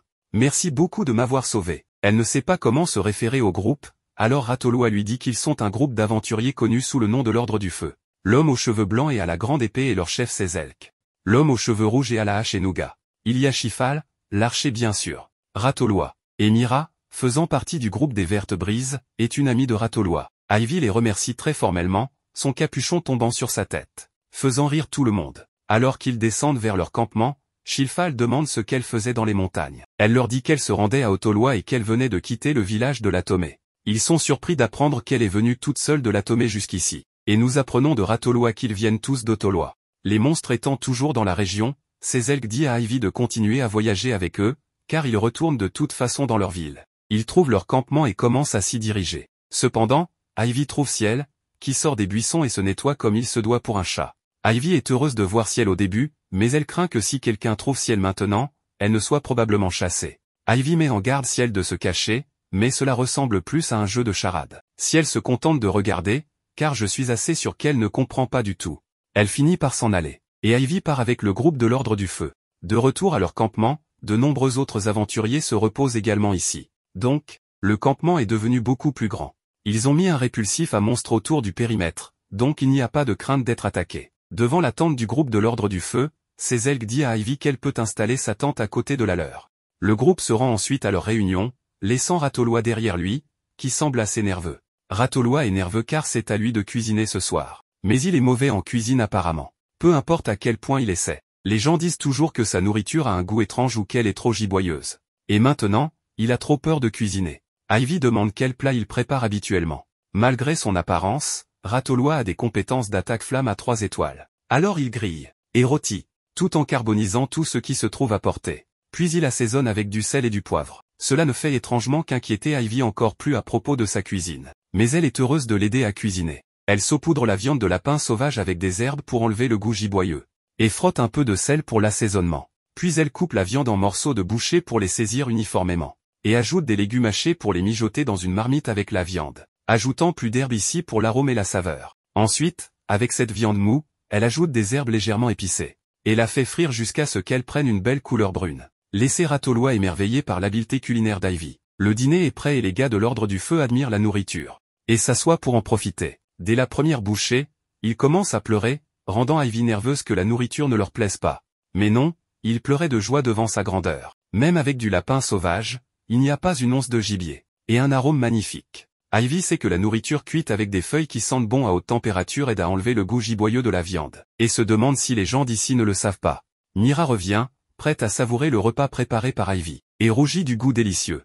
Nougat manque de s'étouffer en mangeant trop vite. Shilfal était inquiet de laisser Ratolwa gérer le dîner ce soir. Mais attendez, est-ce qu'elle a fait toute la cuisine? Ratolwa tente nerveusement de se défendre. Mais Ivy le couvre, disant qu'ils l'ont fait ensemble. Avec son habileté à ajuster la chaleur, Ivy a pu bien cuisiner. Et pour détourner leur attention, il montre son habileté magistrale en magie du feu, et tout le monde apprécie le spectacle pyrotechnique. Elle note que s'ils avaient une variété de métaux, les flammes pourraient avoir une couleur encore plus belle. Alors Mira sort des morceaux d'équipement cassés, et Ivy les attache en un pétard pour que Ratolwa puisse le tirer. Et quand il l'allume, une variété de couleurs éclate au-dessus du campement. Un merveilleux spectacle inédit dans ce monde. Plus tard dans la nuit, alors qu'Ivy fait la vaisselle, Sezelg vient lui dire de faire une pause, puisqu'Ivy a cuisiné pour eux tous. Cependant, elle les supplie de la laisser nettoyer, en remerciement de l'avoir sauvée et escortée jusqu'à leur camp. Sezelg dit d'accord, mais il veut nettoyer avec elle. Et Ratolwa tombe, parce qu'Ivy est si adorable et sincère. Elle est vraiment un amour.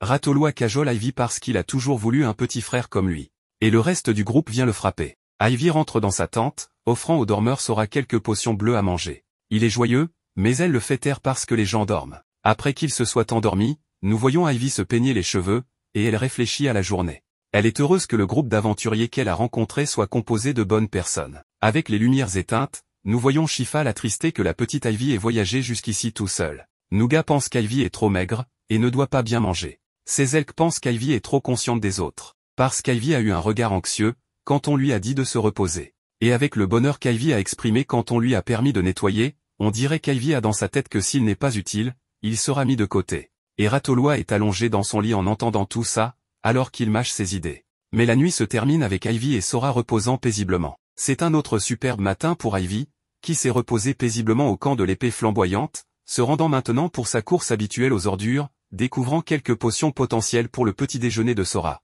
Alors qu'elle est là, des limaces passent pour dissoudre une partie des déchets, ce qui signifie qu'il y a un autre dompteur de monstres ici. Il s'agit de Mira, qui commande ses limaces Lastal et Lidel pour continuer à se débarrasser des ordures. Apparemment, ce sont des limaces rares qui ont la capacité de consommer des épées. Et ceux qui contrôlent des limaces rares jouissent d'un statut social élevé, ce qui signifie que Mira a beaucoup de relations. Ivy demande à Mira si elle a déjà vu une limace mal formée, mais elle n'en a jamais vu, car c'est extrêmement rare. Si on arrivait à en attraper une, elle pourrait facilement être vendue pour une grosse somme. Soudain, Ivy ressent une présence qui la rend malade, la même qu'elle a ressentie quand elle était poursuivie par le vent sombre. Mira essaie de lui demander ce qui ne va pas, mais avant qu'Ivy puisse expliquer, Ratoloa arrive, avec d'autres aventuriers pour décharger leurs déchets. Il s'avère que les ogres étaient difficiles à gérer, donc ils ont plein d'armes usées qu'ils ont besoin que Mira élimine. De plus, avec les ogres complètement éliminés, le groupe retourne maintenant à Otoloa. Ils célèbrent le soir avec des boissons et Ivy leur sert des brochettes. Et aussi une délicieuse soupe de viande de coco. Tout le groupe est impressionné par les différentes techniques de cuisine qu'Ivy a accumulées. Alors qu'ils s'amusent, Ivy s'inquiète pour Ciel, car le groupe a dit qu'ils avaient éliminé tous les monstres. Mais son mois passé la rassure en disant que s'il se battait contre son Adandala, il y aurait un grand remue-ménage et tout le monde le saurait immédiatement. Et elle a raison, Ciel baille loin du camp. Tout le groupe se rassemble autour d'Ivy, et Mira présente ses frères jumeaux aînés Torque et Marm. Les trois forment le groupe de la Verte Brise. Les jumeaux félicitent Ivy comme leur sœur avait mentionné à quel point elle était intelligente. Et ils voulaient qu'Ivy rejoigne leur groupe quand elle sera grande. Cependant, Ratoloa s'immisce en disant pas question, car Ivy va être son petit frère. Mais Sezelk lui donne une bonne claque, disant à Ratoloa d'arrêter de plaisanter. À la vue du groupe d'aventuriers rois de la foudre approchant, Mira et ses frères décident de quitter les lieux. Apparemment, les jumeaux Torque et Marm ne se sentent pas à l'aise en présence du capitaine du roi de la foudre, Borolda. Cependant, elle est heureuse que le capitaine affirme qu'Ivy devrait voyager avec Sezelk de retour en ville. De retour dans sa tente, Ivy libère Sora pour qu'il puisse prendre son repas, sortant des tonnes de potions qu'elle a pu récupérer des tas d'ordures, faisant tellement de bruit de joie que Ivy doit le calmer. Pendant qu'ils se détendent, Ivy ressent à nouveau cette présence nauséabonde. Elle décide de cacher Sora alors que la présence se rapproche, mais elle disparaît soudainement. À l'extérieur de sa tente, Ratoloa l'appelle. Il espérait que Ivy l'aiderait à préparer le petit déjeuner de demain matin. Cependant, alors qu'il s'en va, elle reste méfiante à l'égard de cette étrange présence qu'elle a ressentie. Elle rentre à l'intérieur et se demande si Ratoloa pourrait potentiellement en être la source. Sora essaie d'expliquer, mais c'est futile car Ivy ne comprend pas. Elle se demande si des dresseurs comme Mira, avec des étoiles, pourraient comprendre ce qu'il dit. Il commence à vibrer de manière statique, rappelant à Ivy comment il tremblait à ces moments où il passait devant le type avec l'alcool illégal et le gang de meurtriers. Elle décide de demander à Sora à propos de Ratoloa, Sezelk, Nougat et Chifal, et Sora répond joyeusement. Cependant, en entendant parler de Mira de la Verte Brise, il commence à trembler de peur, indiquant qu'elle doit être la source de cette aura nauséabonde. À la porte du village d'Otoloa, le garde essaie de vérifier l'identité d'Ivy avec son nom et le village d'origine. Cependant, en prouvant que le capitaine Octo de l'Atome est son garant en utilisant sa tablette bancaire, elle obtient la permission en signant simplement son nom. En entrant, elle contemple avec émerveillement la grande ville animée d'Otoloa. Il décide de trouver un endroit pour se reposer à la clairière des aventuriers. Sezelk explique que même s'ils viennent de finir de débarrasser les monstres autour de la région, ils ne peuvent pas encore rentrer chez eux car il y a aussi des personnes dangereuses qui posent problème. Borolda ajoute que des gens sont enlevés et vendus comme esclaves par une organisation criminelle. La milice de la ville a localisé leur repère et l'a attaqué plus tôt. Mais il semble que l'information ait été divulguée et le repère complètement déserté. Sezelk est profondément en colère de savoir que des gens sont enlevés. Mais il n'y a eu aucun signalement de personnage suspect. Ivy est particulièrement inquiète après avoir appris qu'elle est une cible privilégiée. Cette organisation cible principalement les enfants. Tout le groupe souhaite avoir un indice ou une piste. Ivy décide donc de partager son expérience d'avoir failli être attaqué, ce qui fait gaspiller tout le monde d'étonnement. Un homme du groupe libère alors une barrière pour qu'il puisse discuter sans être écouté de l'extérieur. Ivy raconte alors son histoire d'avoir été poursuivie dans la forêt par une présence nauséabonde, avant de rencontrer l'épée flamboyante. Mais quand un monstre, alias Ciel, est apparu, la présence a fui. Le groupe félicite Ivy pour son talent particulier de ressenti, qu'elle a acquis en vivant seule dans les forêts ces dernières années. Elle parle ensuite de la sombre présence qu'elle a ressentie au camp et qui a disparu quand Ratoloa est passé. Ce qui pousse Sezelk à demander Ratoloa ce qu'il faisait près de la tente de Ivy. Cependant, Ratoloa se disculpe, son alibi étant qu'il était venu demander à Ivy de l'aider à préparer le petit déjeuner. Et Nougat soupçonne que l'apparition de Ratoloa a fait fuir celui avec la présence sombre. Elle commence à expliquer que le véritable coupable est Mira. Mais lorsqu'on lui demande des preuves, elle se souvient que Mira a dit qu'une telle limace rare pourrait être vendue à un prix élevé. Et le groupe d'aventuriers qui avait essayé de lui voler Sora. Elle ne supporte pas l'idée que plus de gens viennent après Sora. Alors, au lieu d'élaborer davantage, Ivy leur dit d'oublier ce qu'elle a dit. La nuit tombe, et dans sa tente, Ivy ne sait pas quoi faire, car elle ne peut pas simplement parler de lui aux gens. Sora acquiesce simplement avec son constant pu, faisant douter Ivy s'il essaie de dire que c'est bon si elle leur parle de lui. Ivy se souvient alors quand Luba lui avait dit que tous les secrets finiraient par être révélés, et qu'un jour, Ivy aurait besoin de personnes qui se battraient à ses côtés. Le matin venu, elle voit ses alliés dans la clairière. Elle est sur le point de préparer le petit déjeuner, mais ses elfes l'arrêtent pour jeter une barrière d'isolement autour d'eux. La mauvaise nouvelle est qu'ils ont tous en effet découvert un côté plus sombre de Mira de la Verte Brise, ainsi que de ses frères aînés. Après avoir entendu le tuyau d'Ivy hier, ils ont décidé de suivre tous les mouvements de Mira et ont repéré la Verte Brise en train de mener des affaires clandestines avec un marchand ambulant. Un des hommes du groupe de Borolda a même essayé de les tester quand le marchand partait. Et tous ceux de la Verte Brise prétendaient simplement qu'il donnait des indications à un homme perdu. Mais ils trouvaient particulièrement suspect que la Verte Brise utilise également une barrière sonore comme celle qu'ils utilisaient pour empêcher leur conversation de fuiter, surtout pour donner des indications. Shifal a également enquêté sur le marchand à la guilde des commerçants, mais a appris qu'il n'y menait apparemment aucune affaire dans cette ville. En mettant tout cela ensemble, ils déduisent qu'il s'agit d'un marchand d'une autre ville utilisant un objet magique coûteux pour empêcher le son de fuiter. Et pourtant, il n'y avait aucune affaire en cours. L'équipe est contrariée, car beaucoup d'entre eux sont de bons amis avec Mira et ses frères. Cependant, Sezelk est heureux qu'ils aient enfin une piste sur les enlèvements. Ivy est surprise qu'il les crût si facilement sans trop de preuves. Alors, Ratoloa lui demande pourquoi elle leur prépare à manger. Elle répond que c'est parce qu'elle veut que tout le monde profite des choses qu'ils mangent. Cette déclaration seule, et la manière dont Ivy se comporte, suffisent à leur montrer qu'elle n'est pas une personne qui leur mentirait. Entendre cela la fait sourire. Ses yeux brillent. Elle pense qu'elle n'est rien pour personne. Et pourtant ils lui ont fait confiance. Elle leur révèle alors qu'elle est en fait une dresseuse, et que le Slim qu'elle a apprivoisé est celui qui lui a parlé de Mira. Elle les ramène ensuite dans sa tente, et présente Sora. Et tout le monde le regarde avec émerveillement, car ils n'ont jamais vu de Slim transparent rare auparavant. Elle n'est pas sûre pourquoi, mais Sora a d'une manière ou d'une autre la capacité de voir à travers les mauvaises personnes. Et immédiatement, Borolda et Sezelk comprennent pourquoi Ivy devait garder Sora secret, puisque la rareté du Slim aurait pu attirer des poursuivants sur eux. Donc, tout le monde dans le groupe promet de le garder secret. L'un des hommes nommé Rick Belt commence à caresser le mignon Slim. Et Ratoloa se vante d'Ivy, chantant les louanges d'Ivy parce qu'il l'a trouvé en premier. Apparemment, les Slims transparents ne sont entendus que dans les légendes et les histoires. Pendant que Rick Belt continue de caresser Sora avec sa tête, il devient ennuyant pour lui alors Shifal le tire de là avant de lui en mettre une. Après s'être remis de sa raclée, Rick Belt décide de tester la capacité de Sora à voir à travers le mal. Il se présente comme étant Ratoloa de l'épée flamboyante. Ce qui fait paniquer Sora comme toutes les autres fois où il avait rencontré des malfaiteurs. Mais ils ont déjà mentionné son nom, donc il pourrait simplement ne pas aimer Rick Belt à cause des caresses excessives. L'homme aux cheveux blonds essaie ensuite, prétendant s'appeler Mark Rick. Bien sûr, cela provoque bien évidemment une crise chez Sora lorsque nous apprenons que son nom est en réalité Lokrik. Mark Rick est en réalité le type chauve au-dessus de lui, qui a secrètement bu toute l'alcool de Shifal la nuit dernière. Quelque chose que Sora confirme être vrai. Cependant, Shifal n'est pas content de son alcool disparu. Jetant un regard mauvais à Mark Rick, il le poursuit et lui en met une. Alors que le groupe mange son repas sous une barrière, Sezelk remarque qu'il n'aurait jamais pensé que les traîtres seraient du groupe. Borolda ajoute alors que cela a du sens, car ils n'ont jamais pu trouver de piste sur l'organisation des enlèvements. Les ennemis se cachaient sous leur nez tout ce temps. Mais maintenant que Mira, Torque et Marm sont les traîtres, cela facilitera l'élimination du reste des méchants. Ivy est d'accord d'un ton attristé. Ce qui amène Ratoloa à demander si c'est difficile pour Ivy de penser à Mira comme à une mauvaise personne. Et il a raison. Apparemment, il connaît Mira depuis qu'ils sont enfants. Pour Rick Belt, Marm est aussi un bon ami à lui. C'est pourquoi il veut l'arrêter de ses propres mains. Personne n'est heureux de devoir retenir leurs amis. Borolda explique ensuite que les incidents d'enlèvement ont commencé il y a environ 10 ans. Les gens pensaient que les enfants disparaissaient parce qu'ils étaient victimes de monstres. Mais il y a 7 ans, le groupe de Borolda et Sezelk a découvert l'existence de l'organisation clandestine, lorsqu'ils avaient pris en charge certaines des victimes qui avaient réussi à s'échapper. Ivy conclut alors qu'il doit y avoir d'autres traîtres dans l'organisation, faisant sursauter tout le monde. Si l'organisation existe depuis si longtemps, il doit y avoir plus qu'une seule équipe de traîtres. Sezelk est d'accord, évoquant à nouveau ce moment où ils avaient attaqué le repère des criminels pour ne trouver personne. Sachant qu'il n'y avait qu'une poignée de personnes en dehors des Vertes Brises qui auraient pu divulguer leur plan.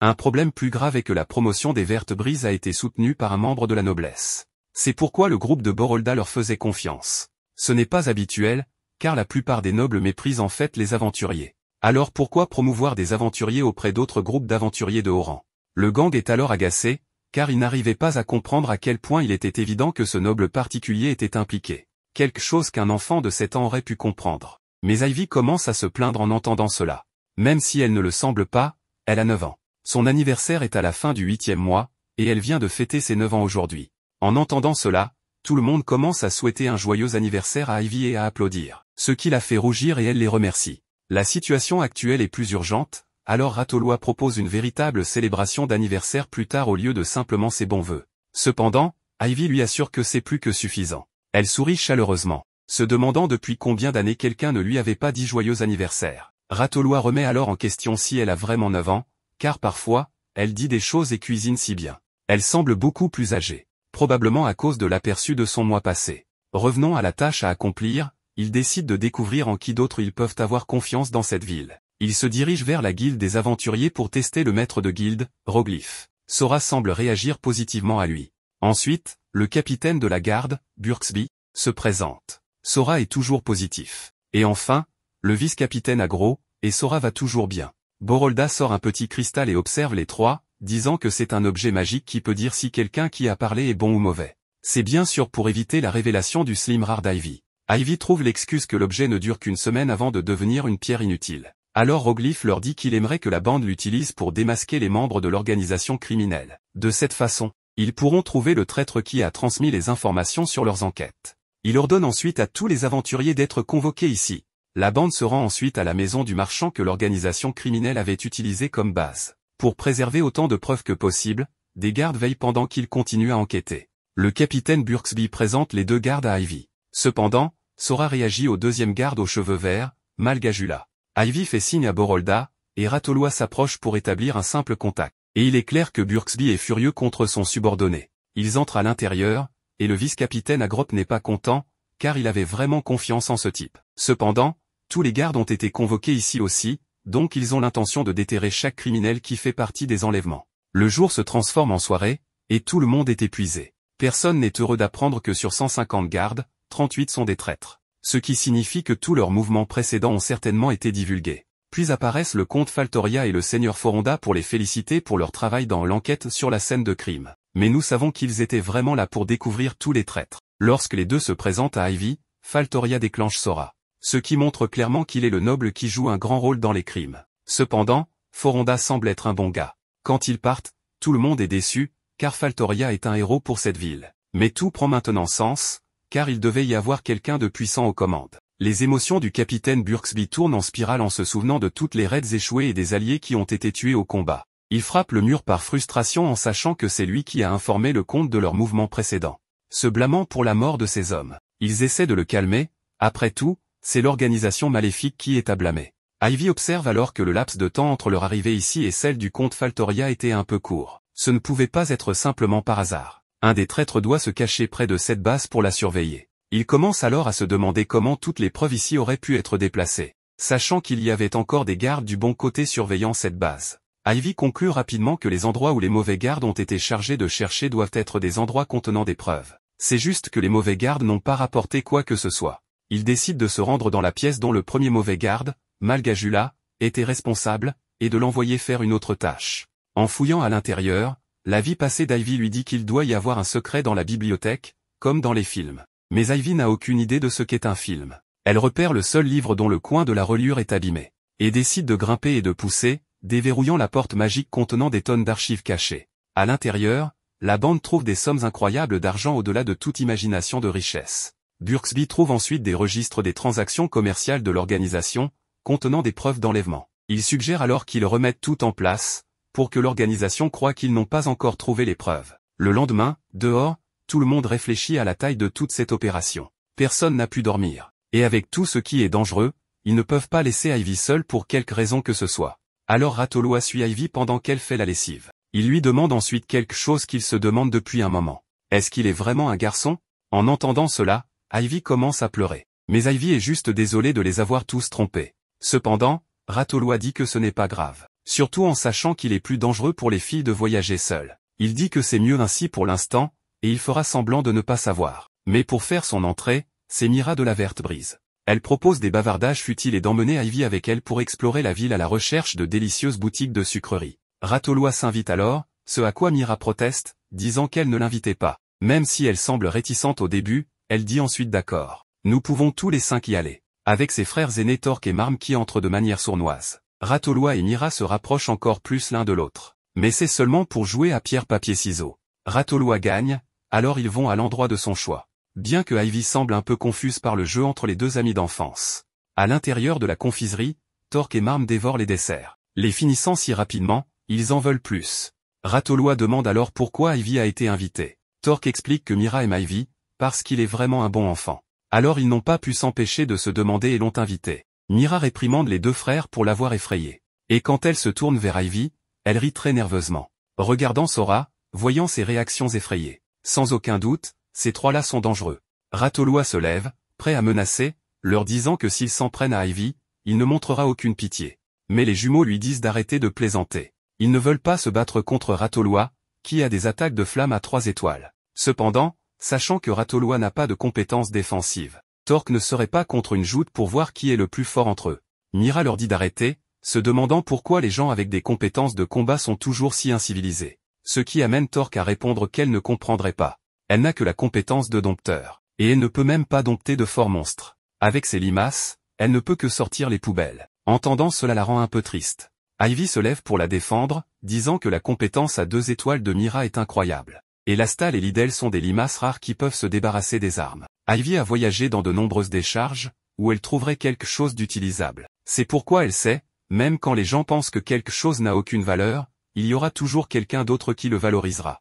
Le cœur de Mira se réchauffe un peu à cela. Et Ratoloa est d'accord pour dire que être un dompteur est un travail splendide qui peut aider les autres. Mais Torque pense qu'il vaut mieux avoir quelque chose de fort et flashy, parce que ces choses rapportent beaucoup d'argent. Marm ajoute que parce que leurs compétences ne sont pas si intéressantes, c'est pour cela qu'ils sont des aventuriers du dimanche. Parce que s'ils avaient plus d'argent, ils ne seraient pas dans cette position.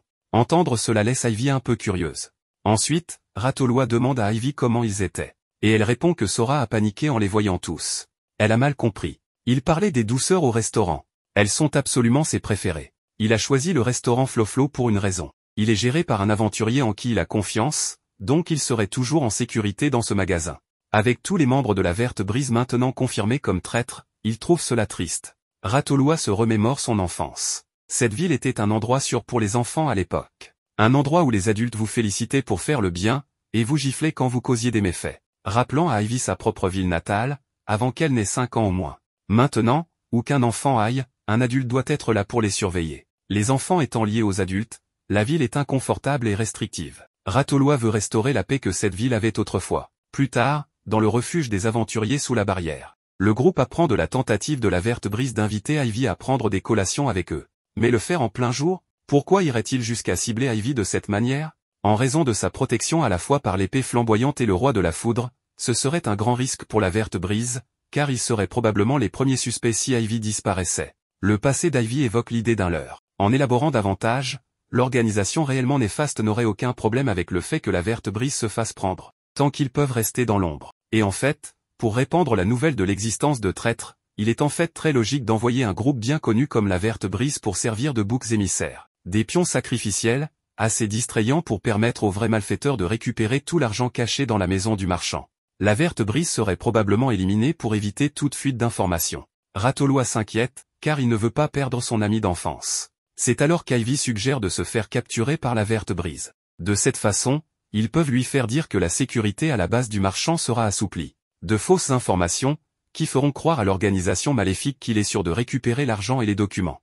Cela signifie que l'épée flamboyante et le roi de la foudre peuvent rester en embuscade pour les attraper. C'est un plan tellement bien pensé, il se demande vraiment si Ivy a 9 ans. Il trouve le plan convaincant, mais Sezelk et Borolda ne veulent pas la mettre en danger. Ils savent que dès que le combat avec l'organisation commencera, ce sera une guerre totale. Mais à la fois la garde et les aventuriers ont de nombreux traîtres parmi eux. Cependant, Ratoloa promet de protéger Ivy, quoi qu'il en coûte. Et Ivy conclut logiquement que qu'elle soit ou non un leurre, elle reste en danger d'être ciblée. Il vaut donc mieux resserrer la fenêtre temporelle des attaques en agissant comme appât, et aussi attraper les coupables. Ils veulent commencer ce plan, cependant, ils sont toujours inquiets d'être pris au dépourvu par d'autres traîtres. Le passé d'Ivy suggère alors des bombes lacrymogènes mais cela n'existe pas dans ce monde. Alors elle demande s'il existe un objet magique qui peut endormir les ennemis. Sezelk évoque une sphère de sommeil, cependant, cela endormirait à la fois les ennemis et les alliés à portée. Ivy se lève, car avec l'organisation qui ne sait toujours pas que ce groupe sait à leur sujet. Le moment de frapper est maintenant. Elle rallie tout le monde, car ils ne peuvent pas laisser passer cette opportunité. À la guilde des aventuriers, le maître de guilde Roglyph appelle tous les aventuriers, leur disant que la guilde a été chargée de garder la sécurité d'Ivy. Cela montre à tout le monde à Autoloi et à l'extérieur que cette ville est sûre. Et il veut que tout le monde vienne un par un se présenter. Avec le premier acte sur le point de commencer, Ivy et Sora se préparent. Le premier homme, Adarikli, déclenche Sora. Et ils continuent leur travail. Du côté de la base marchande, le vice-capitaine Agrop peut dire que le capitaine Burksby est un peu nerveux. Mais il le nie, disant que c'est juste dans son imagination. Burksby mentionne alors qu'il a vu Borolda sourire. Pendant longtemps, ils avaient été tourmentés par cette organisation criminelle. Ils commençaient à se fatiguer et à perdre espoir. Encore et encore, la garde de la ville les acculait, et ils fuyaient. À chaque interaction, il y avait des victimes. Chaque fois qu'on parlait de l'organisation, un sentiment de résolution sombre flottait dans l'air. Mais quand Ivy parle, Borolda sourit. Grâce à Ivy, les vents ont changé. Burksby se sent soulagé à ce sujet. Shifal et son groupe s'approchent pour dire à Burksby d'organiser une unité spéciale. On a découvert un repère de monstres dans une grotte de la forêt. Burksby est confus, car il pensait que les escadrons de suppression s'en étaient occupés. Mais Shifal intervient, disant qu'un monstre s'est échappé et s'est caché là-bas. Ils veulent éliminer le monstre en une seule fois et demandent un grand nombre de gardes. Ils font face à un adversaire féroce et devront affronter d'autres menaces en chemin. Shifal suggère donc à Burksby de choisir les membres en conséquence. Burksby comprend, et laisse la sélection du personnel au vice-capitaine Agrop. Les présentations à la salle de guilde terminées, Roglyph dit à tout le monde d'attendre, car il aura une mission spéciale pour eux. Ivy est épuisé après tout ce travail difficile, mais Sora est très joyeux. Mira vient féliciter Ivy pour son travail, et remercie Ivy de lui avoir dit que son travail de débarras des ordures est très important. Cela a rendu Mira heureuse. Marm et Torque viennent lui dire qu'elle sera sûrement en sécurité maintenant que tous les aventuriers connaissent son visage. Ratoloa leur dit qu'à présent, personne ne s'en prendra à Ivy. Mira répond un peu nerveusement qu'il a raison. Ratoloa suggère alors qu'ils aillent à nouveau manger des sucreries, mais dans un autre endroit. À quoi Torque et Marm répondent positivement. Cependant, tout cela n'est qu'une ruse pour le plan d'Ivy et de Ratoloa. Ailleurs, Burksby veut que Shifal divulgue plus de détails sur le plan. Mais Shifal refuse, car ils ne savent pas qui pourrait écouter. Et il ne peut pas utiliser de barrière sonore, car il veut éviter que l'organisation pense qu'il partage des secrets, ce qui les mettrait en alerte. Gabojula arrive, ayant appris de Burksby que le vice-capitaine Agrop est en bas en train de constituer une force de garde pour éliminer un monstre dans une forêt. Nuga mentionne ensuite que Burksby devrait reconsidérer l'envoi de tous ces hommes, puisque cet endroit est toujours important pour l'organisation criminelle. Il devrait donc laisser certains hommes ici. Mark Rick suggère à Burksby de laisser la sélection des hommes à Gabojula, puisqu'il connaît si bien l'endroit. Après le départ de Gabojula, Shifal montre à Burksby la sphère de sommeil, parce que le plan est que lorsque l'ennemi viendra récupérer cet endroit, il va bien se reposer. Cela vaut aussi pour leurs alliés. Et quand Shifal part, Nuga présente à Burksby un objet habituellement utilisé sur les monstres puissants. En bas, Agrop a l'unité forestière prête. Et Burksby note que la plupart des hommes que Gabojula a choisis pour la garde de cet endroit sont des traîtres. Ailleurs, Mira les emmène chez Mamaroko, une confiserie qu'elle aime beaucoup. Et avec la prochaine partie de leur plan en marche, Ivy et Ratoloa sont prêts à entrer dans le ventre de la bête. Dans la confiserie, Mira recommande à Ivy le danzu. Apparemment, c'est la confiserie la plus sucrée que le magasin a à offrir. Ratoloa met en garde contre cela, car une bouchée est tellement sucrée que ça vous fera tourner les yeux et vous vous évanouirez. Monsieur Hag, le propriétaire du magasin, prend leurs 5 danzus. Cependant, quand Ivy regarde Sora, il tremble, signifiant que le propriétaire du magasin est certainement un méchant. Ivy fait signe à Ratoloa, car il est temps que l'opération commence. Alors que leurs douceurs sont préparées, Ratoloa dit à Gringal qu'il a une demande confidentielle pour eux, venant directement du maître de guilde. Et il leur dit cela parce qu'il leur fait tellement confiance. Une unité spéciale de garde et d'aventuriers est en train d'être constituée en ce moment même, et ils sont sur le point de partir pour la forêt. Pendant leur absence, la sécurité en ville sera en effectif réduit. Alors il a besoin de leur aide pour maintenir l'ordre. Torque et Marm se demandent ce qui pourrait être si important pour que les gardes et le maître de guilde décident de laisser la ville grande ouverte. Eh bien, Ratoloa explique que des ogres et un roi ogre ont été repérés dans une grotte de la forêt. Tout cela alors que Monsieur Hag est en train de droguer leur sucrerie. Avec la nourriture présentée, Ratoloa fait signe à Ivy en lui disant non, c'est-à-dire qu'ils ne vont pas manger. Les Vertes Brises acceptent la proposition de Ratoloa disant qu'il peut compter sur leur aide et pendant ce temps, Monsieur Hag quitte rapidement le magasin. Maintenant qu'il est parti, Ratoloa en vient à ce qu'il voulait vraiment demander. Pourquoi Gringal aide-t-il l'organisation? Et les trois sursautent quand on leur demande combien ils vont recevoir pour avoir enlevé Ivy. Mira essaie de le nier au début, cependant, lorsque Ratoloa pousse leur plat vers eux pour qu'ils goûtent, les trois refusent. On dirait qu'ils vont apprécier les sucreries en prison. Mira cède, disant à ses frères qu'ils devraient simplement abandonner. Marm refuse. Mais Mira répond nous avons assez fait, n'est-ce pas, toutes ces choses cruelles? L'argent est-il vraiment si important? Torque lui lance même un regard courroucé, demandant si elle va les trahir. Ratoloa rappelle aux frères qu'ils sont les traîtres, puisqu'ils ont trahi la confiance que la ville leur avait accordée. Les frères se lèvent rapidement, se souciant peu des conséquences. Torque et Marm brandissent leurs armes. Ratoloa leur dit d'arrêter, car il ne veut pas se battre contre eux. Mais Marm commence quand même son attaque. Ratoloa parvient facilement à parer tous ses coups et à le repousser. Même sans compétence en défense, Ratoloa s'est entraîné aux techniques défensives. Il pense même que sa défense pourrait être plus forte que la compétence défensive de Torque. En entendant cela, Torque s'énerve et tente de frapper, mais Ratoloa bloque facilement. Torque a une étoile en épée longue, cependant, Ratoloa en a deux, l'envoyant facilement en arrière. Marm se lève alors pour attaquer à nouveau, et avec Ratoloa esquivant chaque coup, Ivy crie que Torque est derrière lui. Alors Ratoloa le brûle. Les deux frères doivent alors éteindre le feu. Les frères tentent une autre attaque, mais Mira invoque Lastel et Lidel pour dissoudre leurs lames. Et Ratoloa parvient à les assommer tous les deux. Ratoloa regarde Mira, qui en a assez. Elle ne veut plus vivre cette vie de crime. Elle s'excuse d'avoir trompé Ivy tout ce temps. Mais à la fois Ivy et Ratoloa la remercient d'avoir sauvé leur vie. Puis entre Floflo, le propriétaire de la première confiserie où ils sont allés, demandant ce qui se passe. Alors Ivy dévoile un peu de leur plan pour frapper contre l'organisation. À la base marchande, des aventuriers masqués viennent attaquer. Mais on peut voir que c'est un subterfuge, avec les deux côtés corrompus donnant des signaux indiquant qu'il est temps de bouger le trésor caché à l'intérieur. Le garde corrompu montre aux aventuriers une salle cachée dans la bibliothèque au 3e étage. Avec deux gardes non corrompus les ayant secrètement observés, incertains de quoi faire, ne sachant pas qui est ami et qui est ennemi. Le comte Faltoria est ensuite escorté vers la bibliothèque, et il commande à ses partisans de retirer tous les enregistrements et l'argent que cette pièce contient. Cependant, il déclenche la sphère de sommeil qui assomme tout le monde dans tout le bâtiment. Amis et ennemis. Se dirigeant vers la forêt, le capitaine Burksby et Agrop savent que les gars derrière eux essaient de les prendre par surprise. Mais malheureusement, leurs plans ont été contrecarrés par une dresseuse de monstres de 9 ans. Derrière eux, Sezelk et Borolda sont ravis que leur côté devienne fou. Alors que Burksby lance à Agrop le rat de leur plan, suggéré par Chifal. Les gardes derrière placent leurs mains sur leurs épées. Agrop remarque que les traîtres sont parfaitement placés à l'avant. Burksby peut dire qu'il prévoit de s'occuper d'Agrop d'abord, puis de lui. Cela a du sens, car eux deux sont les plus forts. Et il voudrait ne laisser aucun témoin. Les gardes corrompus attaquent. Mais Agrop part la flèche pour que Burksby puisse les piéger avec le filet lanceur. Mais ce n'est pas un filet ordinaire. C'est un filet électrique. Agrop saute ensuite sur Burksby pour tirer un autre filet, donnant le signal à Sezelk de frapper les aventuriers corrompus. Avec l'épée flamboyante et le roi de la foudre commençant leur lutte contre les méchants. Après que Borolda ait donné un coup de tête à l'un des gars, un bon aventurier est stupéfait car il n'a aucune idée de ce qui se passe. Alors Borolda lui donne un peu d'explication sur le plan, et Sezelk donne l'ordre de capturer tous les traîtres. Après un combat réussi, Burksby explique que ce filet est généralement destiné aux gros monstres, car il est imprégné d'une magie puissante qui supprime la force physique. Un des gardes essaie de jouer les innocents, demandant ce que fait leur capitaine. Alors Burksby répond qu'il a enquêté sur eux tous qui sont les traîtres. Avec Agrop leur donnant un autre choc. C'est ce qu'ils méritent. Ils ont vendu des enfants à l'esclavage. Sortez-les d'ici. Mais malheureusement, certains des bons sont pris au piège là-dedans. Oups.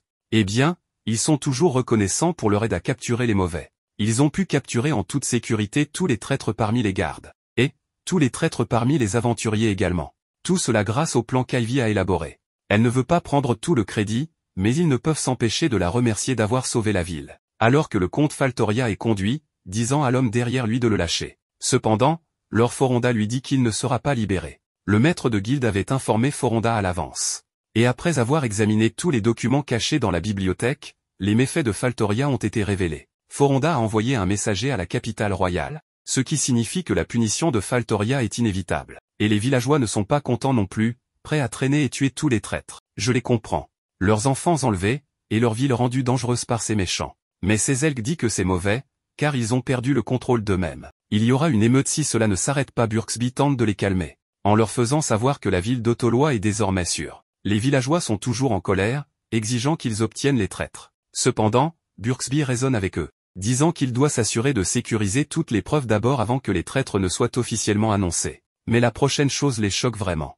Quand il demande aux villageois de ne pas toucher aux traîtres. Cependant, c'est parce que tous les condamnés doivent travailler comme esclaves. Et ce qui les attend sera le travail le plus dur au-delà de ce que chacun d'eux peut imaginer. Les traîtres ne peuvent même pas choisir de mourir. Ils seront forcés de travailler pour le bénéfice de ce monde. Et s'ils sont tués ici, leur souffrance prendra fin. Entendant le raisonnement de Burksby, les villageois sont d'accord. Ivy comprend à quel point Burksby est incroyable. Ayant calmé les villageois pour qu'ils ne finissent pas par commettre des crimes. Ivy félicite vraiment Burksby, disant qu'elle aimerait être comme lui un jour. rendant Ratoloa et Shifal un peu perturbés, disant qu'elle n'a pas besoin de sacrifier sa vie comme le capitaine pour l'instant. Cependant, Burksby n'apprécie pas tellement leur conversation.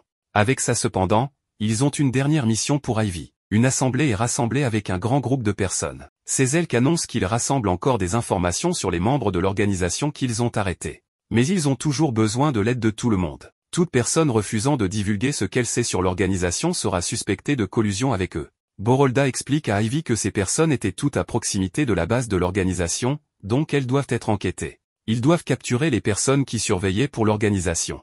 En regardant son sac, il semble que Sora soit excitée de travailler. Alors Ivy est tout aussi prête aussi. Dans la salle de guilde, Burksby et Agrop remercient une fois de plus Ivy de les avoir aidés à contrecarrer l'organisation maléfique qui tourmente Otoloa depuis des années. Burksby lui remet ensuite un résumé des événements récents, qui comprend une liste des personnes arrêtées. Selon le rapport de la guilde, ce ne sont pas seulement les traîtres de la ville qui ont été arrêtés. En conséquence des enquêtes basées sur les documents obtenus dans leur ancienne base, 58 personnes ont été ajoutées à une liste de recherche à l'échelle du royaume, dont 45 ont été détenues jusqu'à présent.